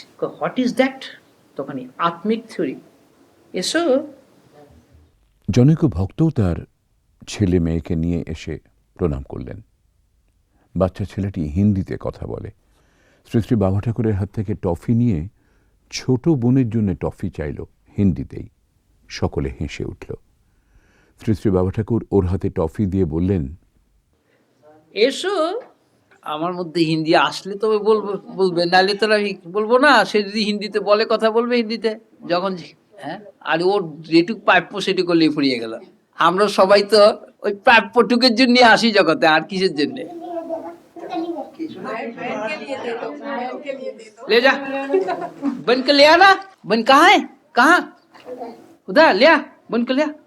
কলেজা পাওয়ার কি সুখ শুধু মন জানে। আমরা যে আসি আমরা কিন্তু কিছু না কিছু পাওয়ার জন্যই আসি সবাই, মনে হয় না সেটা তো পাওয়া মানে কি পাওয়া, ওই যে কালকে কৃপা কথা, সেটাও তো পাওয়াই। হ্যাঁ কৃপা করা বলছিলাম, কিন্তু কৃপার অর্থ যে কত ব্যাপক ওই পর্যন্ত দাঁড়িয়ে গেল। করুণার অনুকম্পাটা কাল আর বলার স্কোপ আসলো না, কারণ প্রসঙ্গটা সরে গেল।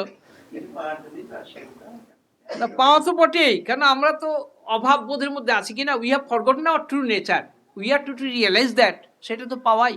জং লব্ধা ন চ অপরং লাভং মন্যতে চ ততোধিকম, গীতাতে এই কথা বলছেন না ভগবান, ষষ্ঠ অধ্যায়তে আছে, ষষ্ঠ অধ্যায়তে এই কথাই আছে, যাহা লাভ করলে আর দ্বিতীয় বস্তু লাভের বাকি থাকে না, তাহাই সেই পরম তত্ত্ব, তাহাই সেই পরম সত্য। এক সাধু বলছিল যে कैसे हो सकता है, हम देखो सागर तो देखा ना, पानी का सागर जो होता है, तो पानी में क्या है, सागर में क्या है, पानी पानी है और कुछ नहीं।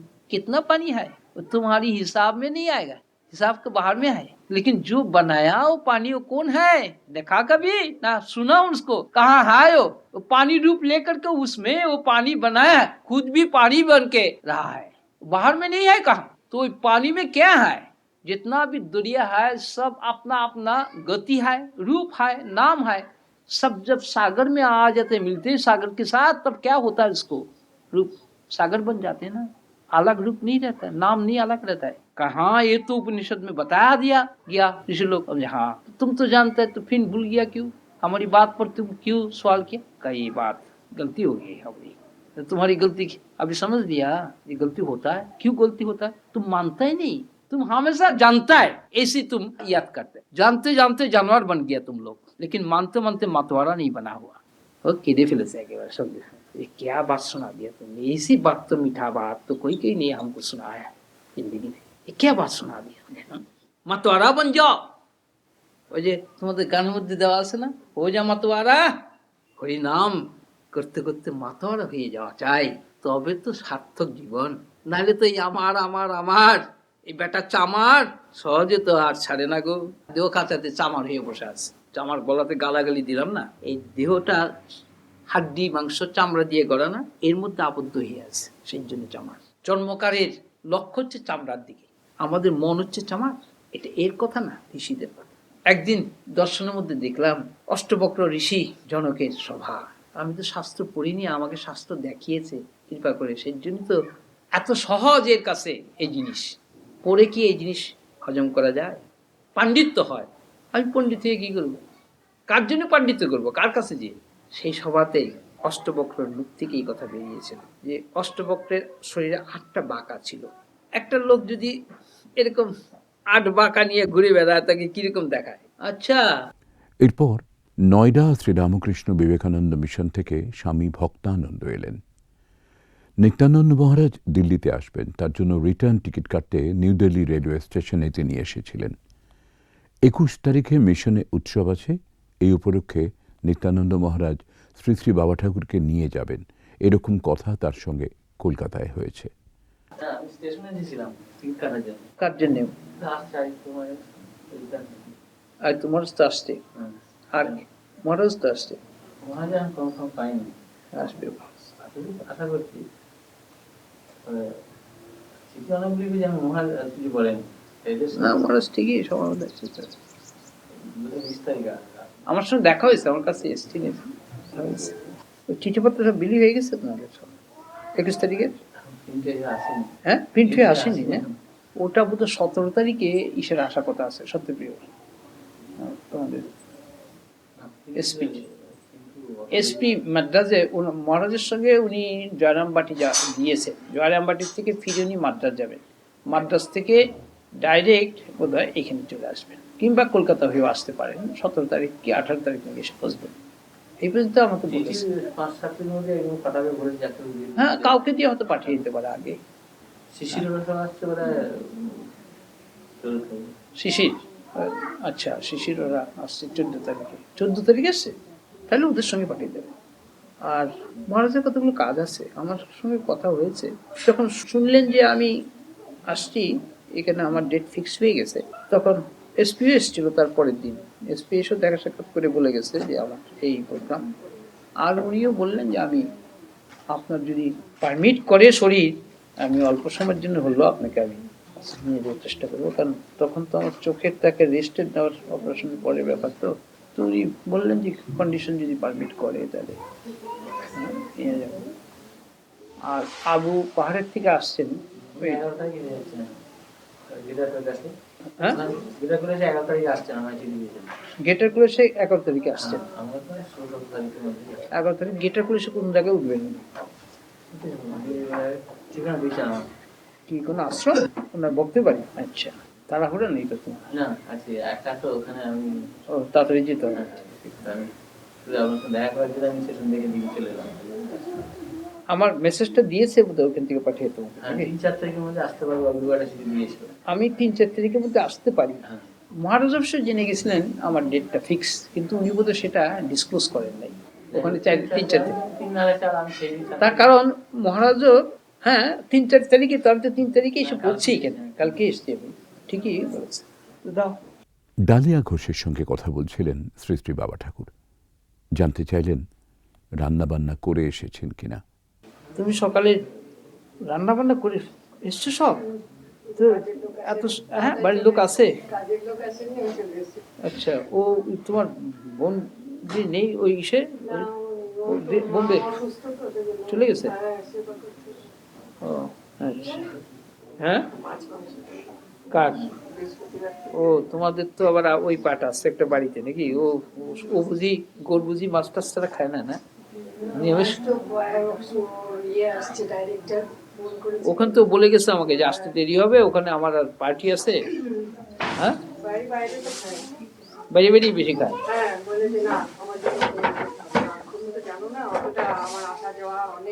সে তো সত্যি কথা। তোমার একটা কাগজ টাগজ দাও।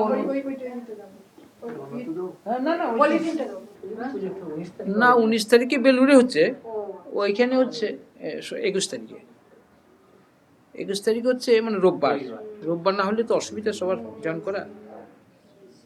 ভালো হয়েছে কলকাতা থেকে ওরা সংস্থা আসে, সুবিধা। পরে মহারাজ ভক্তানন্দকে প্রসাদ দিয়ে তার প্রবচন শুরু করলেন। শোধনের জন্য তারা নানান রকম ক্রিয়াকলাপ, জপ তপ ধ্যান জ্ঞান বিচার ইত্যাদি তারা করছে। কারো কিছুটা শুদ্ধ হয়, আবার মলিন হয়ে যায়। যেমন জামা কাপড় আমরা প্রতিদিন সাফা করি, আবার ব্যবহার করলে ময়লা হয়ে যায়, হবেই ময়লা। এই চিত্তকে পরিষ্কার রাখা বড় কঠিন। সেই জন্য কালকে বারবার বলা হলো শরণাগতি শরণাগতি শরণাগতি। তাকে সঁপে দিতে হবেই সব, নিজের বলে রাখা যাবে না। আমার কেউ নেই, না বাবা না মা না পুত্র না কন্যা না স্বামী না স্ত্রী না বন্ধু না বান্ধব, কেউ নেই। আমি কি সচ্চিদানন্দ স্বরূপকে বললাম, এছাড়া আর কোনো পরিচয় নিজের নেই। আর পরিচয় আসলেই এই মন মায়ার কাজ করলো, বিকার এসে গেল, এ কেউ রোধ করতে পারবে না। কিন্তু এই বোধের কাছে মন টিকে থাকতে পারে না। It is the fire of all fire, is the light of all lights, জ্যোতিষামপি তজ্জ্যোতি তমসো পরমুচ্যতে। জ্যোতির জ্যোতি, যেটাকে স্বয়ং প্রভ, লুমিনোসিটি অফ দি লাইট। ইহাই আমি, এই বোধে প্রতিষ্ঠা হলে হবে আত্মবোধ। তাছাড়া যা কিছু সব মনের ব্যাপার। Anything other than this is mental affair. আমি স্পেসিফিক বলছি, পয়েন্ট আউট করছি। In order to enlighten the inner nature of all. আমাদের ইনার নেচারটা কভার্ড হয়ে আছে, ডার্কেন হয়ে আছে, কার দ্বারা? By the patches of desire. সেই জন্য বলছে অনাত্মা বাসনা জালই তিরভূত আত্মবাসনা। Atma-vasana, desire for realization, has been covered by the desire of something else other than the self. Something else other than the self. আত্ম অতিরিক্ত অন্য বাসনার দ্বারা আত্মবাসনা আবৃত হয়ে আছে। এখানে কোনো কম্প্রোমাইজ কিন্তু এ করতে পারবে না। আমি জানি না, একটা মাত্র লাইটই দেখছি অন্তরে বাইরে বিরাজমান, আকাশ সম, নিষ্কল নির্মল শুদ্ধ গগনপম। গানের ভাষা এগুলো পরিষ্কার দেওয়া আছে সমস্তগুলো, কারণ এই ফর্মুলাগুলো গানের মধ্যে দিয়ে এসেছে কিনা। এই সমাধির পরে এই সমাধি লব্ধ অনুভূতিটা এই গানের মধ্যে দিয়ে এসেছে। এগুলো কম্পোজ সং নয়, অল ফর্মুলাস। কাজেই এই যে গগনপম, আকাশের মতো স্বচ্ছ, কিন্তু আকাশ অতিরিক্ত। কেননা বোমাতীত নিরঞ্জনম, বোম সম হয়েও বোমাতীতম নিরঞ্জনম, নিরঞ্জনম untainted. There cannot be any condition, any convention at all. কোনো কনভেনশনও থাকবে না, কন্ডিশনও থাকবে না। It is as perfect as it should be, like the infinite clear sky. আকাশ স্বচ্ছ, অখণ্ড, নির্মল, ব্যক্ত, তদবোধি, আত্মানুভূতি। এই যে সানুভূতি সানুভূতি গানগুলোর মধ্যে তোমরা পাচ্ছ, এটা শব্দটার অর্থ কি? যেই বোধ দিয়ে সমস্ত বোধের তত্ত্বের সঙ্গে একীভূত হয়ে যায় জীবন, যাকে বলছে প্রজ্ঞান ঘন, বিজ্ঞান ঘন। প্রজ্ঞান আত্মা ব্রহ্ম, বিজ্ঞান ঈশ্বর। ঈশ্বর জ্ঞানময় হলেন প্রজ্ঞানের থেকে। জীব হলো ঈশ্বরের প্রকাশ, কাজেই জীব হলো জ্ঞান আর অজ্ঞান মিশ্র। জীবকে ঈশ্বরের অনুভূতি লাভ করতে হলে অজ্ঞানকে বাদ দিতে হবে। অজ্ঞান কি? বৈচিত্র্য সংসার, আমার আমার আমার আমার, আমারটা সরে গেলে শুধু আমি, আমার শূন্য আমি শিব, আমার যুক্ত আমি শিবই হলো জীব। জীব শিবৈব ন চ পরম। এই জীব হচ্ছে শিব। শিব কি? চিদানন্দ স্বরূপম সত্যম শিবম সুন্দরম। কথাগুলো তোমরা সবাই পড়েছ, শাস্ত্রে আছে, শুনো, পড়ো, কিন্তু মন তাতে গেঁথে যায় না। মনের মধ্যে কিন্তু ওই যে সংসারের কতগুলো বৃত্তি সেইটি বসে আছে। সঙ্গের মটা কাটা হয়ে গেছে, পেট কাটা হয়ে গেছে, অনুস্বর হয়ে গেছে, কেটে গেছে। আর যার ওই ঠিক রয়ে গেছে তাদের জন্য বলছি যে মা যেন থাকে অন্তরে। তোমরা মুখে মা অন্তরে সিনেমা করো না, তাহলে কিন্তু ফাঁকির ফল নিজেদের পেতেই হয়। মুখে মা সবাই বলতে পারে, বলেও, কিন্তু অন্তরে যদি সিনেমা থাকে মাতৃবোধ আর হলো না। এই ফাঁকিটা ঘুরে বেড়ে দেখাচ্ছে খালি, যে দেখো এই যে কিরকম ফাঁকি দিচ্ছে নিজেকেই নিজে। We deceive ourself, we cannot deceive others until unless we deceive ourself. নিজেকে নিজে ফাঁকি না দিলে অপরকে ফাঁকি দেওয়া যায় না। আমরা চালাকি করি কখন? যখন নিজের পৃথক অস্তিত্বকে আমরা গুরুত্ব বা প্রাধান্য দিই যে কোনো মতবাদের দোহাই দিই। সত্যের মধ্যে মতবাদ নাই। Truth is absolutely free from all conventions and conditions and limitations. যেই কন্ডিশন লিমিটেশন এসে গেল, that is not truth at all. That is the reflection of truth, shadow of truth, part of truth, not the whole, not the absolute. কাজেই formula হচ্ছে স্ববোধেন অন্য বোধেচ্ছা বোধ রূপতয়া হি আত্মন স আত্মবোধ রূপ পুরুষোত্তম। তুমি সমাধির শেষে ঠিক এইভাবে এই কথাগুলো ভিতর থেকে বেরিয়ে আসলো। সঙ্গে সঙ্গে সেই আগে টিভিতে যেমন তোমরা দেখো এরকম লাইনটা ভেসে উঠলো, সঙ্গে ভিতর থেকে ভয়েসটা, ইনারসেন্ট ভয়েসও বেরিয়ে আসলো, বেশি মিশে গেল। নিজের কিন্তু তখন দেহবোধ নাই, সেপারেট কোনো এক্সিস্টেন্স নাই, infinite existence I am. Within that existence the sound reveals like this. And সঙ্গে সঙ্গে লেখাটা ফুটে উঠলো। অবশ্য ফুটে উঠেছে সংস্কৃতি, তারপরে বাংলায়। কারণ মুখ্য তো আমার তো লেখাপড়া শেখা নাই, আমাকে তো সাজাচ্ছে তো কি দিয়ে? স্ববোধে ন অন্য বোধেচ্ছা। আপন বোধ দিয়ে গড়া, আপন বোধ দিয়ে ভরা যে জীবনকে তৈরি করবে তাকে সেই স্ববোধে, মানে আপন বোধে, স্ব মানে আপন, আত্মা বোধে, ন অন্য বোধেচ্ছা। অন্য বোধ থাকে না, এই একদিকের অর্থ। আরেকদিকে অর্থ হচ্ছে স্ববোধে ন অন্য বোধেচ্ছা, তৃতীয় বিভক্তি করে নিল। আপন বোধ এসে গেলে কি হবে? অন্য বোধ আর থাকবে না। আর অন্নবোধ থাকলে আপন বোধ থাকবে না। পাত্র যদি খালি থাকে, কিছু না থাকে, তাহলে পাত্রটা শূন্য। আর পাত্র যদি ভর্তি থাকে কোনো জিনিস দিয়ে, তাই শূন্য পাত্রে অনেক জিনিস ভরা যায়। আরে চলে যাবে এখন। শ্রী ফণী দাস মশাই অনেকক্ষণ আগেই এসে চুপ করে বসে ভাষণ শুনছিলেন। এখন উঠে দাঁড়াতেই শ্রী শ্রী বাবা ঠাকুর জিজ্ঞেস করলেন উনি চলে যাবেন কিনা। ফণীবাবুর উদ্যোগে চিত্তরঞ্জন পার্ক কালী মন্দিরে শ্রী শ্রী বাবা ঠাকুর অনেকবার তাঁর প্রবচন দিয়েছেন। সরকারি চাকরি করার সূত্রে ফণীবাবু অনেক সংস্থার সঙ্গে যুক্ত ছিলেন।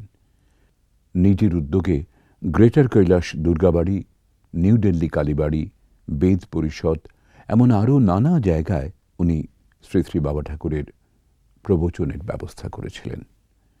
কোথায় যাবে? স্নান করে আসুন, আমি তো অমনি বেরিয়ে আসছি।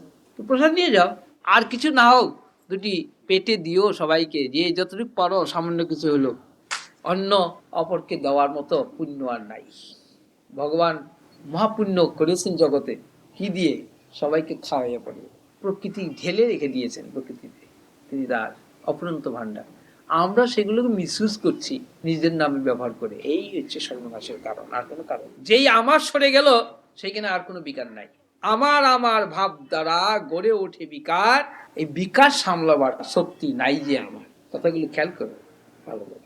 আমার দেহ, আমার মন, আমার প্রাণ, আমার বুদ্ধি, আমার জীবন, আমার বাড়ি, আমার গাড়ি, আমার স্বামী, আমার স্ত্রী, আমার পুত্র, আমার কন্যা, আমার বাবা, আমার মা, আমার শ্বশুর, আমার শাশুড়ি, আমার নাতি, আমার পুতি, এই চললেই আমার আমার আমার আমার আমার আমার আমার, মানে আরো মারো, আরো মারো, আরো মারো। মারতে বলছে আর সমানে মারছে। কে মার খাচ্ছে না মানুষ? কেন মার খাচ্ছে? ভারী মজার ব্যাপার। মজা মানেটা কি? মত হইল মা, মত হইল মাধব, মতে হলো মহেশ, মতে হলো মহৎ। তাহলে মজা মানে মা জানে আমি জানি না, মাধব জানে আমি জানি না, মহেশ জানে আমি জানি না, মহৎ জানে, মহৎ মানে গুরু, গুরু জানে আমি জানি না। বাস মুক্ত হয়ে গেলাম সেটা এক মুহূর্তে। পারবে নিতে এর কথা?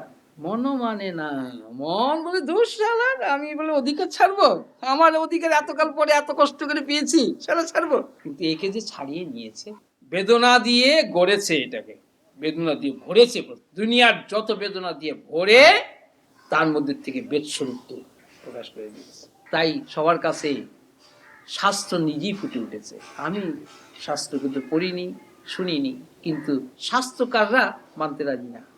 তার কারণ তারা পড়েছে কিনা। কিন্তু তোমরা শাস্ত্র পড়েছো, কই আত্মজ্ঞান তো হয়নি। তোমাদের অহংকার বেড়েছে, তংকার পালিয়ে গেছে।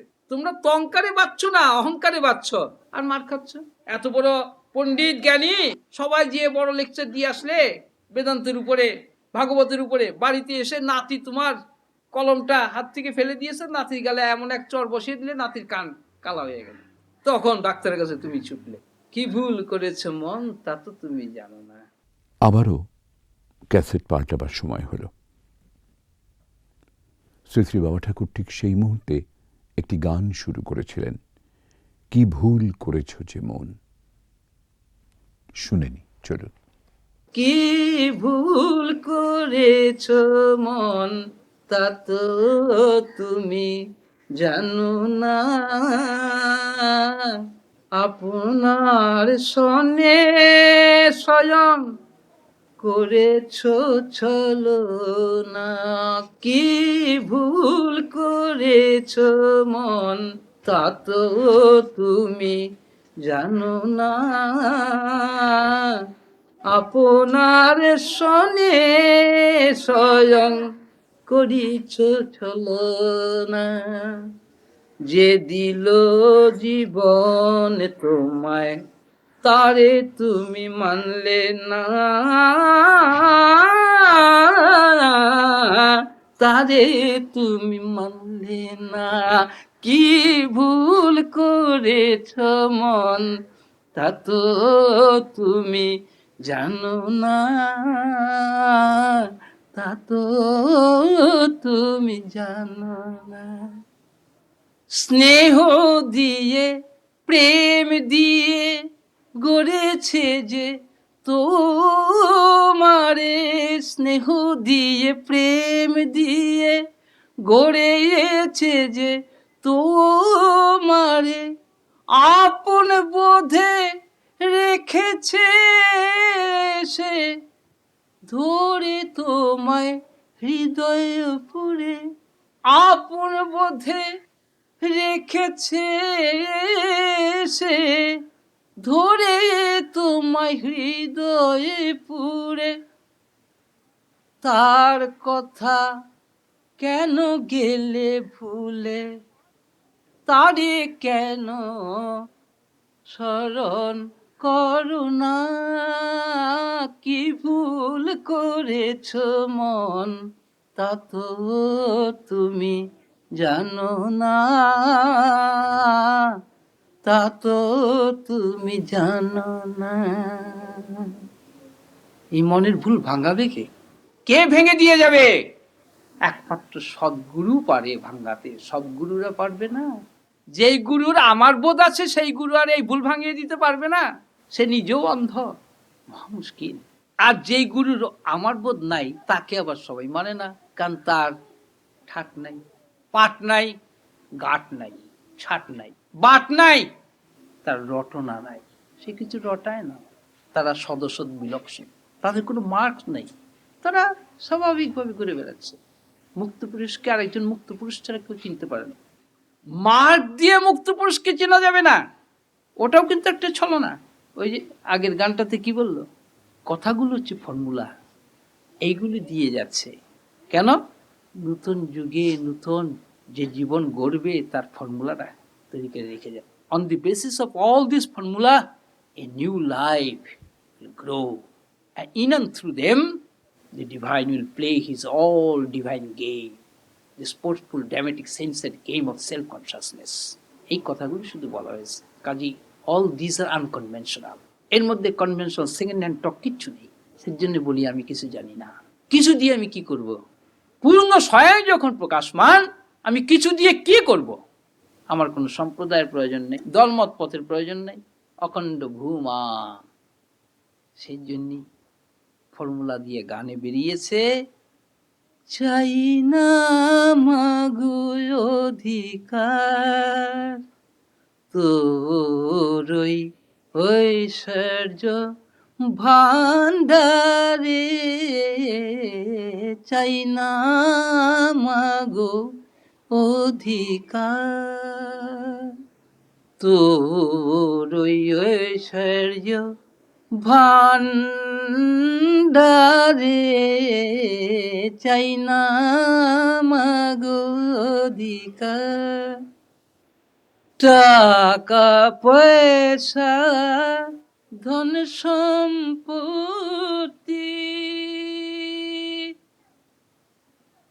জ্ঞান শক্তি বিদ্যা বুদ্ধি, টাকা পয়সা ধন সম্পত্তি জ্ঞান শক্তি বিদ্যা বুদ্ধি, এসবের বোঝা অতি ভারী, বইব আমি কেমন করে, চাই না মাগো অধিকার তোরই ঐশ্বর্য ভান্ডারে, চাই না মাগো অধিকার। যারা মাতোর কৃতি ছেলে ধীষ্মা তাদের সব পূর্ণ করে, যারা মাতোর কৃতি ছেলে ধীষ্মা তাদের সব পূর্ণ করে, আমি মাতোর জঠরে ছেলে জঠরে রাখিস মা চিরতরে, ভূমিষ্ঠ মা করিস না তারে, দিস না ফেলে মায়ার সংসারে,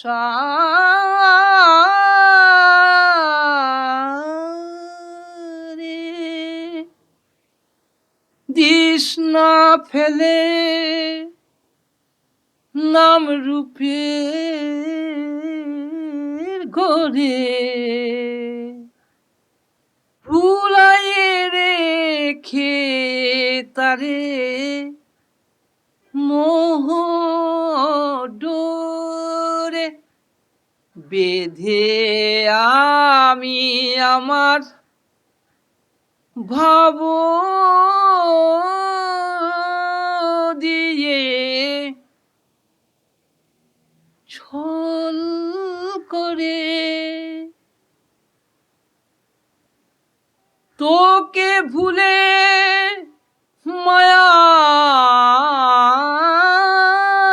মায়ার কবলে রাখিস না মা এ সন্তানেরে,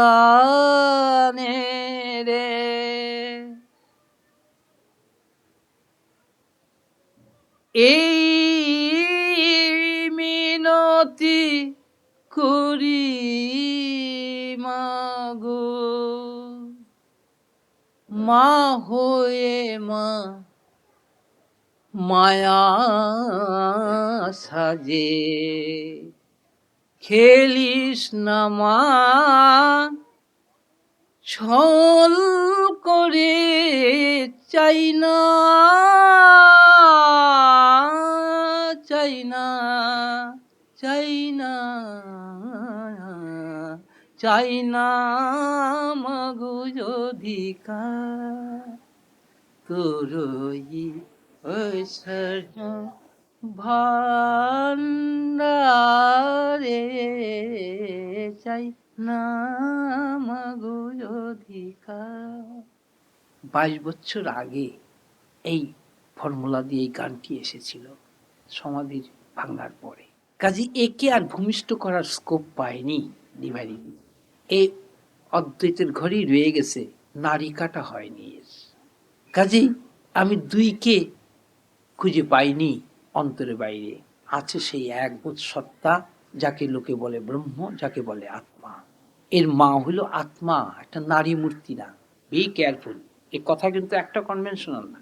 নারী মূর্তি হচ্ছে মনের ধর্ম। মন দেখে নারী পুরুষ, বোধ দেখে এক চিত্তত্ব সত্য, নিত্য পূর্ণ, নিত্য শুদ্ধ, অখণ্ড ভূমা ভূমা ভূমা। এর মুখে মা, অন্তরে সিনেমা না। এর মা মা মা, যার পরিমাণ করা যায় না, যিনি সমা স্বরূপা। সমা মানে ক আর স। সংস্কৃতে ক আর স্বর তাৎপর্য অতি উত্তম। ক হচ্ছে ব্যঞ্জনের আদি বর্ণ, আর মূর্ধন্য হচ্ছে মূর্ধর থেকে সেই পূর্ণ শক্তি, পূর্ণ সত্তার পক্ষে পূর্ণ শক্তি, অভিন্ন তত্ত্ব। এটা কোনো ইন্দ্রিয়ের বিষয় না, মনের বিষয় নয়। মন তো প্রকৃতির রাজ্যে, প্রকৃতির প্রকাশ। প্রকৃতির প্রকাশ বলে মন হচ্ছে বোধের প্রতিবিম্ব। মনের বুদ্ধি যে জ্যোতি, এটা স্বকীয় জ্যোতি না। যাকে এ তো অনেক কঠিন ব্যাপার হয়ে যাবে। কাজেই আমরা মা বলি মুখে, শৈশব থেকে মা শব্দ মুখে ফুটেছে, কিন্তু মায়ের রূপটি যদি ধরতে হয় সসীমা নয়। মাকে একমাত্র মাই জানে, আর কেউ জানতে পারে না। কারণ মা খণ্ডিত হয় না, মায়া খণ্ডিত হয়। মন অনেক আগেই এসে বসেছিল লক্ষ্মীকান্ত। লক্ষ্মীকান্ত ডক্টর কল্যাণ ব্যানার্জির চেম্বারে কাজ করে। শ্রী শ্রী বাবা ঠাকুরের সঙ্গ করতে করতে ওর ভেতরে ভক্তিভাবের বিশেষ কিছু লক্ষণ দেখা দেয়। যখনই এমন লক্ষণ দেখা দেয় ছটফট করতে থাকে। হয়তো এইরকম ভাবের পরিবর্তন শ্রী শ্রী বাবা ঠাকুরের অন্তর্দৃষ্টিতেও ধরা পড়েছিল। লক্ষ্মীকান্তকে ডেকে তার কাছে চুপ করে বসতে বললেন। ও চলে গেল নাকি রে? ছেলেটা কোথায় গেল? এখানে বসে, এসে এখানে এসে বস, চুপ করে, চুপ করে বসে থাক, চুপ করে বসে থাক। কাজেই মন ও মায়াকে খেল এ দুনিয়া। মন দুই দেখে, একটা নিজ আর একটা নিজের ছায়া। বোধ শুধু এক দেখে, আপনে আপন। ছোট্ট ছোট্ট কথা, কিন্তু এই সারমর্ম মাপা যাবে না। এই মানার বিজ্ঞানটার একটা বৈশিষ্ট্য হচ্ছে এই যে মানার জন্যে প্রস্তুতি আমাদের কঠোরতা দিয়ে আমরা সসীমতা বানাই। যত ভঙ্গিমেই আমরা কঠোরতা করি না কেন, মন কিন্তু তার দ্বারা নির্বিশেষে বিশেষকে সৃষ্টি করে। মনের কাজই হচ্ছে বৈচিত্র্য সৃষ্টি করা, কিন্তু বোধের কাজ হচ্ছে বৈচিত্র্যের মধ্যে নিত্য একতাকে প্রকাশ করা।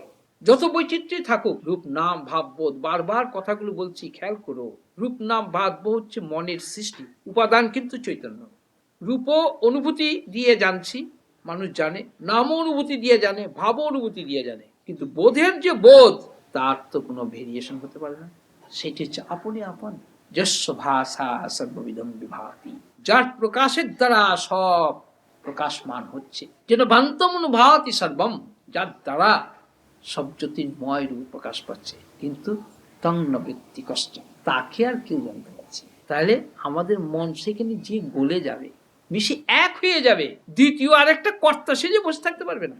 সংসারে কর্তাগিরি করা চলে, কিন্তু সমসারে কর্তা থাকে না। সেখানে অনুষ্ঠান ম হয়ে গেছে। কর্তা হইলে পেট কেটে যাবে। একেবারে মাছের পেট কাটো না তোমরা? মাছ কাটার সময় নাড়ি বুড়ি বের করে দাও, নাড়ি বুড়ি বেরিয়ে গেল, একে ডেড। পেট কাটলি ডেড, ওই অনুষ্ঠান হলি ডেড। কি অপূর্ব এই প্রসঙ্গটা নিত্যানন্দ মহারাজ প্রথম যখন শুনলেন, শুনে কেন উনি আটকে উঠছেন যে কি অপূর্ব এই অনুসরার মন মধ্যে এই অপূর্ব এই একটা অবাক হয়ে গেছিলেন তিনি। যে এই দেখেন আমরা কত ফিলোসফি পড়েছি, কত কিছু করেছি, এই যে আপনি এক একটা কথা ঝাটঝাট করে বলছেন, অবাক হয়ে যে কি করে এগুলো আসে আপনাদের মধ্যে, আমি এর হুদিস পাচ্ছি না কিছু করে, আর এত স্পন্টেনিয়াস কি করে আসে।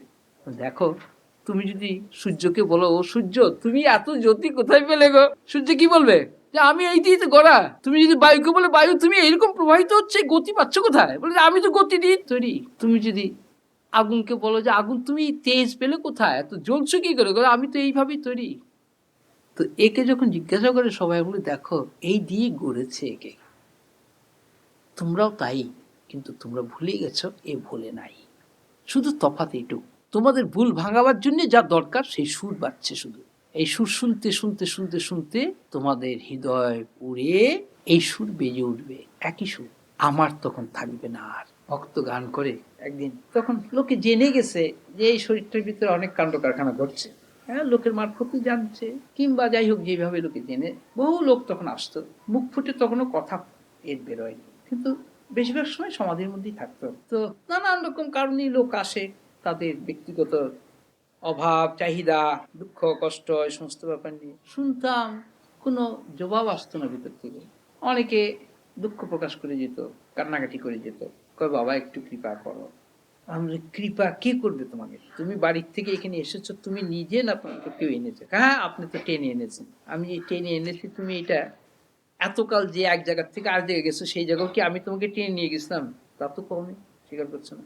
এখন আমার কাছে এটা, এই ভাবটাটা কেন দিচ্ছ? তুমি কারোর কাছে শুনে আমাকে তো কোনো দেখো নাই, নিজের থেকে নিজে এসেছো, আর বললো আমি তোমাকে টেনে এনেছি। আর আমি যদি তোমাকে টেনে এনে থাকি, তাহলে তোমার সারা জীবন যত জায়গায় গেছো সব জায়গায় আমি টেনে এনেছি। আর উত্তর দিতে পারবে। মূর্খর কাছে এসছে, মূর্খকে বোঝানো খুব কঠিন। যারা মূর্খ নেয় তাদের কিন্তু সহজে বোঝানো যায়, মূর্খদের বোঝানো যায় না। আর এইটা তো একটা নাম্বার ওয়ান মূর্খ, একে বোঝানো সত্যি খুব কঠিন, কেউ বোঝাতে পারেনি। ছোটবেলায় স্কুলে যেমন পাঠায়, গিয়ে স্কুলে পাঠিয়েছিল পাঠশালায়, পাঠশালার বিদ্যা। তো যাই হোক, তারপর স্কুলে পাঠিয়েছে, খেলে বেড়াতে ভালোবাসে, পড়াশোনা গিয়ে করতে পারে, আর পড়াশোনা করার জন্য আসেনি। তো ভূগোলের ক্লাসে ভূগোলের টিচার জিজ্ঞেস করেছে যে জলভাগ আর স্থলভাগ কিরকম বলো দেখি। তো ছাত্ররা সবাই বলছে 3 ভাগ জল 1 ভাগ স্থল। এর কাছে এসছে, তাহলে না, 3 ভাগ জল 1 ভাগ স্থল, 3 ভাগ জলের মধ্যে স্থল আছে। আর মাস্টার তো গালাগালি আরম্ভ করলো, তুই একটা বাছি, তুই মুখ্য। আমার খুব আনন্দ হচ্ছে, মুখ্য বলে ভারী আনন্দ হয়। ছোটবেলার থেকে, বয়সটা যখন খুব কম ছিল তখন সবাই গালাগালি করতো, আর খুব হাসতো। এটা মানে গালাগালি শুনলে লোকে তো রেগে যায়, এক্সাইটেড হয়, এই বেটা এক্সাইটেড হতো। তারপরে বকে টকে দিয়েছে। তারপর বাড়ির লোকের সঙ্গে জানাশোনা মাস্টারদের ছিল, তারা বলে দিয়েছে যে কি পড়াশোনা কিছু করছে না কি, এইরকম আবল তাবল সব বলে আর হাসে, চুপ করে বসে থাকে, একটা কথা মুখ থেকে বের করা যায় না। তাহলে কি তুই বলে এরকম করেছে? হ্যাঁ আমি বলেছি তো।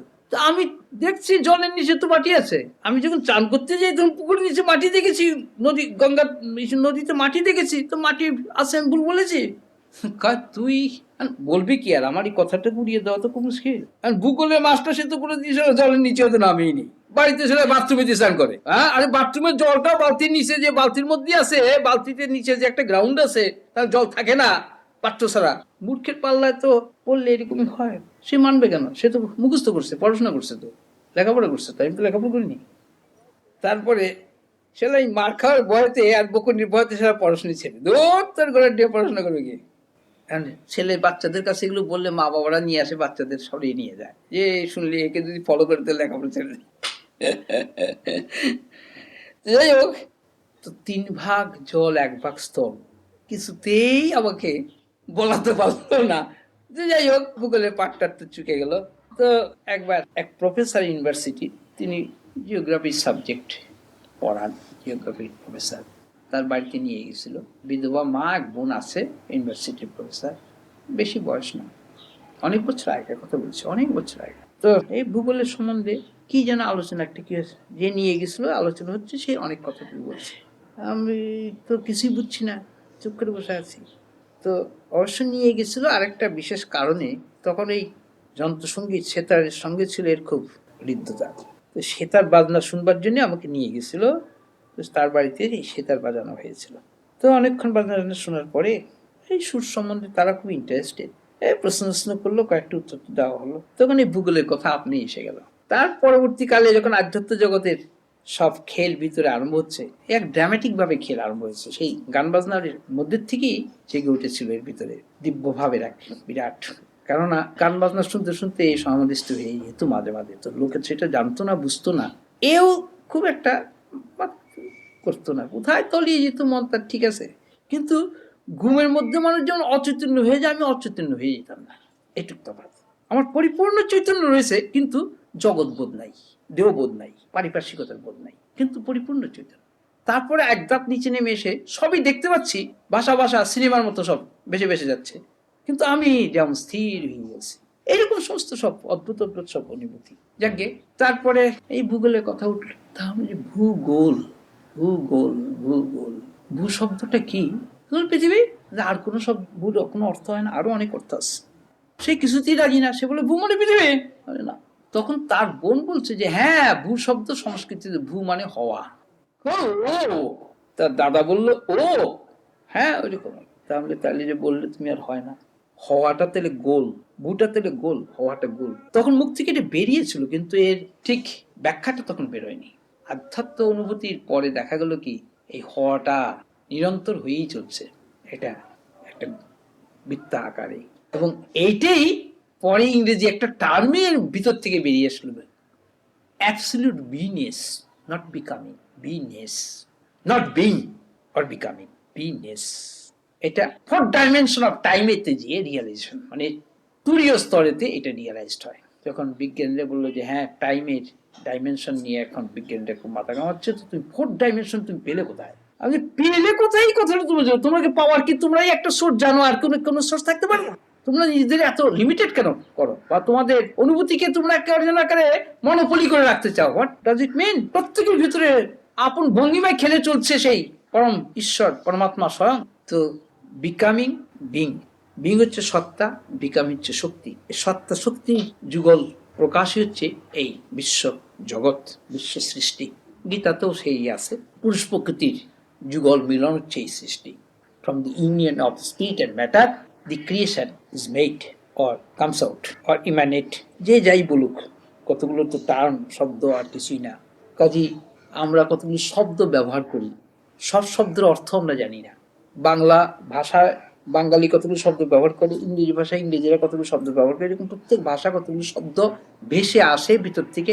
কিন্তু এই শব্দের আসল রূপটা কোথায়, কিভাবে প্রকাশ পায়, এই মূলটার সঙ্গে তো সম্বন্ধ মানুষের সহজে হয় না। এটা যাদের সেই মূলের সঙ্গে সম্বন্ধ হয়, তখন দেখা যায় 5টা স্তর অতিক্রম করে এই শব্দ মূল কেন্দ্রের থেকে বাইরে এই স্থূল শব্দ প্রকাশ।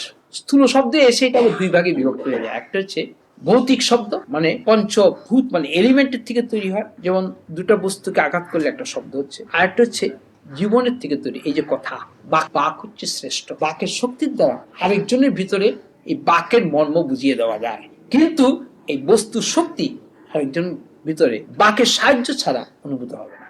বাক তৈরি হচ্ছে আবার মনের মধ্যে, মন ছাড়া আবার অনুভূতি আসবে, কারণ মনের মধ্যে চৈতন্যের প্রতিফলন হচ্ছে। আবার সেই চৈতন্যের মূলে যেতে গেলে আবার সেখানে মন থাকছে না, মন তখন অমন হয়ে যাচ্ছে। এই অমন হয়ে গেলে আত্মন হয়ে গেল, এটা আরেকটা অর্ডার।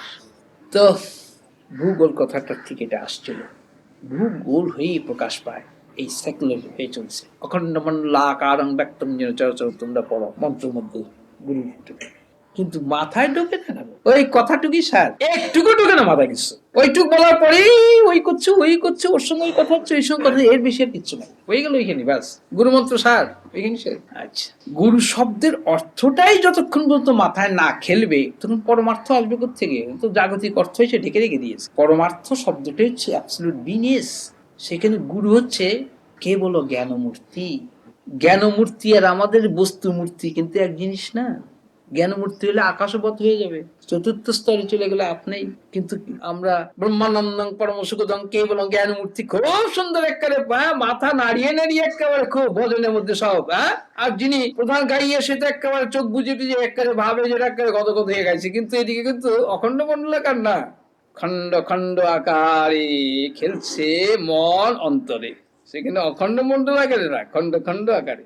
এদিকে কিন্তু অখণ্ড মণ্ডল আকারে গান করছে, কিন্তু মন রয়ে গেছে আরেক জায়গায় খেলছে। এইটি অনুভব সিদ্ধরা দেখতে পারে চোখ বুঝে, কার ভিতরে কি হচ্ছে। যে এইখানে তোমরা এতজন বসে আছো, তোমাদের মনের সব ছবিগুলো কিন্তু ফুটে উঠছে টিভির মতো, বুঝলে? সেজন্য এর কাছে ফাঁকি দিয়ে যাওয়া খুব মুশকিল। তবে এই নিয়ে তোমাদের কাউকে আমি কিন্তু কোনোদিনই গাঁটতে যাবো, কোনোদিনই না। আমার দেখে যাইতে কতই তো দেখছি সিনেমা, তোমরা দেখো না? সিনেমা দেখে যে লাফালাফি করে সে তো এক্সাইটেড হয়ে গেল। I am not suppose to be excited by any seen. Seen তো হচ্ছে dead, but the seer is not dead. দ্রষ্টা দৃক দৃশ্য দো পদার্থ স্থ পরস্পর বিলক্ষণ দৃক ব্রহ্ময় দৃশ্য মায়াই। দ্রষ্টা হচ্ছে ব্রহ্ম স্বয়ং, সে নিত্য শুদ্ধ বুদ্ধ মুক্ত অজর অমর পাপ বিদ্ধ, সে তো তাকে তো পাপ স্পর্শ করে না। আর মায়া তো হচ্ছে মিথ্যা বেলকি। কাজে মায়ের খেলা দেখে যে মত্ত হয়ে যায় সে বদ্ধ হয়ে গেল। সংসারে মানুষগুলো পেট কাটা বদ্ধ হয়ে গেছে, পেট কেটে গেছে, দাড়ি মুড়ি বেরিয়ে গেছে, ব্যাস বদ্ধ হয়ে গেছে। কিরকম জানো মনের খেলা কিরকম? কারে তুমি ভজরে মন না ভোজে মুক্ত স্বরূপ আপন। কারে তুমি ভজরে মন না ভোজে মুক্ত স্বরূপ আপন। কারে তুমি ভজরে মন কার তরে করো এত সাধন, কার তরে করো জীবন ধারণ। না জেনে তার কারণ, কারে তুমি ভজরে মন না ভোজে মুক্ত স্বরূপ আপন। সে যে নিত্য শুদ্ধ বুদ্ধ মুক্ত শাশ্বত সনাতন। সে যে নিত্য শুদ্ধ বুদ্ধ মুক্ত শাশ্বত সনাতন। সত জ্ঞানানন্দ প্রেম ঘুম সুখ নিরঞ্জন। সত জ্ঞানানন্দ প্রেম ঘুম সুখ নিরঞ্জন। ঈশ্বরাত্মা ব্রহ্ম পরম সচ্চিদানন্দ ঘন। ঈশ্বর আত্মা ব্রহ্ম পরম সচ্চিদানন্দ ঘন। সদ সদ বিলক্ষণ, সদ সদ বিলক্ষণ। স্বানুভব দেব স্বয়ং না ভোজে তারে। কারে তুমি ভজরে মন না ভোজে মুক্ত স্বরূপ আপন। কারে তুমি ভজরে মন ভজ এবার ভজরে মন ভজ মুক্ত স্বরূপ আপন। ভজ এবার ভজ রে মন ভজ মুক্ত স্বরূপ আপন। আপন বোধে তারে করে গ্রহণ, আপন বোধে করে বরণ। আপন বোধে তারে করে গ্রহণ, আপন বোধে করে বরণ। আপন বোধে তার সাথে থাকো মিশে হয়ে তার আপন। আপন বোধে তার সাথে থাকো মিশে হয়ে তার আপন। তার বুকে চির সুখে থাকো স্বয়ং হয়ে পূর্ণ তার আপন, তার বুকে চির সুখে থাকো স্বয়ং হয়ে তার আপন। জন্ম মৃত্যু থাকবে না আর, থাকবে না আর সুখ দুঃখের ভাবনা চিন্তন। ভজ এবার ভজ রে মন, ভজ মুক্ত স্বরূপ আপন, না ভোজে মুক্ত স্বরূপ আপন, কারে তুমি ভজ রে মন।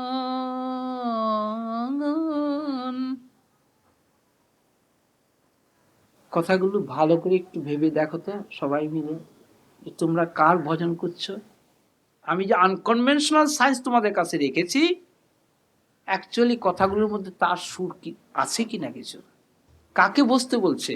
নিত্য শুদ্ধ বুদ্ধ মুক্ত শাশ্বত সনাতন সত্য জ্ঞান আনন্দ প্রেম অখণ্ড সুখ নিরঞ্জন ঈশ্বর আত্মা ব্রহ্ম পরম সদসৎ বিলক্ষণ সচ্চিদানন্দ ঘন স্বানুভব দিবসয়। তোমরা কার ভজন করছো এতকাল? জব ধ্যান করে ঠিক এই জিনিসটি অ্যাকচুয়ালি ভিতরে ফুটে উঠছে কি, তাকে আপন করে, তার আপন কি করে হবে, তাকে আপন করে দর্শন করো, আপন করে গ্রহণ করো, আপন করে বরণ করো। কাকে? অল কন্ট্রাডিকশনসকে, এই মনের সৃষ্টিকে আপন করে নাও। এটি মেনে মানিয়ে চলার কথা এই প্রথমেই কাল বলা হয়েছিল। প্রসঙ্গটা উঠেছিল ঠিক, কিন্তু মুশকিল হচ্ছে প্রসঙ্গটার পরে বলা যখন হয়, মুশকিল হয় কি সবার সুর তো ঠিক এই সুরে আসতে চায় না। সেই জন্য প্রত্যেকের জন্যই কিছু কিছু খোরাক দেওয়া হয় প্রত্যেক দিনের বক্তব্যের মধ্যে। কেননা এটা তো নিমন্ত্রণ খুলেছে কিনা, যিনি জগতের প্রভু সেই জগদীশ্বরী বলো, আর জগদীশ্বরী মাতাই বলো, আর জগৎগুরুই বলো, জগৎ আত্মাই বলো, তিনি এমন একটা নিমন্ত্রণের আয়োজন করেছেন যাতে যারা এই নিমন্ত্রণ শুনবে তাদের কিছু না কিছু ভোগ প্রসাদ লাভ হবে। নিমন্ত্রণ বাড়িতে এনে যদি কাউকে না খাওয়ানো যায় তো কিরকম মহা পাপ হবে। সেই প্রসঙ্গ বলবো রাবণের জীবন ইতিহাস, কি করে রাবণ রাবণ হলেন আর কি করে রাম রাম হলো। আমি তো রামায়ণটা মানে খবর রাখি না, কিন্তু ভিতরে দেখেছি সে এক অপূর্ব ইতিহাস। এখন রা শব্দের অর্থ কি? শব্দ, শব্দ বন, শব্দের বন হলো রাবণ। এখন একটা মাথাতে আমাদের কত চিন্তার কত শব্দ বেরোচ্ছে, আর যার 10টা মাথা তার কত বেরিয়েছিল গো। তার মানেটা কি? আমরা এখন বিজ্ঞানের মধ্যে পড়ি 10 হর্স পাওয়ার্স 20 হর্স পাওয়ার্স, তাই না? পোটেন্সিকে বোঝাবার জন্য, একটা ইউনিটকে বোঝাবার জন্য আমাদের হিউম্যান পার্সোনালিটির মধ্যে এরকম হর্স পাওয়ার্স এক একজনের মধ্যে এসে পড়ে। যেমন আইনস্টাইন, যেমন জগদীশ বোস, যেমন নীল বোর, এরকম যত বড় বড় সায়েন্টিস্ট, গ্যালিলিও, নিউটন প্রভৃতি, এরা সবাই এক একটা বিরাট ইউনিট এদের মধ্যে।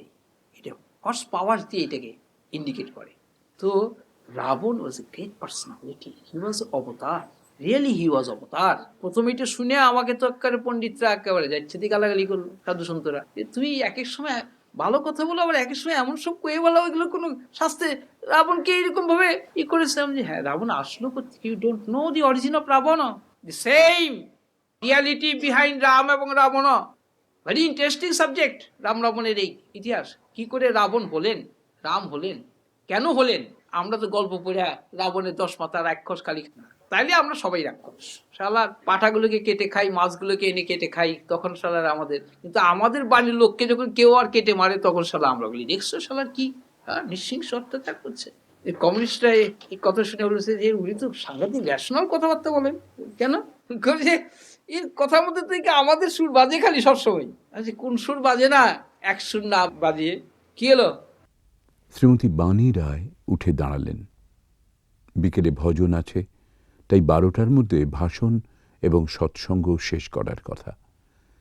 তাকে উঠতে দেখে শ্রী শ্রী বাবা ঠাকুর বললেন, যাবো যাবো করছো? ইচ্ছে করছে না তাই দাঁড়ালাম, তারপরে আবার যেতে হবে। ইচ্ছা করছে না তাই দাঁড়ালে? ও ইচ্ছা না করলে মানুষ দাঁড়ায় না। দেখতে তো ভালো করে। তুমি তো এমনি সবার চেয়ে তো লম্বা, হ্যাঁ তুমি তো সত্যযুগের সুর নিয়ে এসেছো, বসলেই তো সবার উপরে তোমার মাথা, তাও দেখতে পাচ্ছ না। আর তারপরে এইটাকে তো বসিয়ে দিয়েছে মঞ্চের উপরে। আমি তো নিচে বসলে পরে আমাকে তো আরো দেখতে পারতেন, এমনি তো ছোট, একটা tiniest creation, the infinitesimal part of the ইনফাইনিটেসিবল।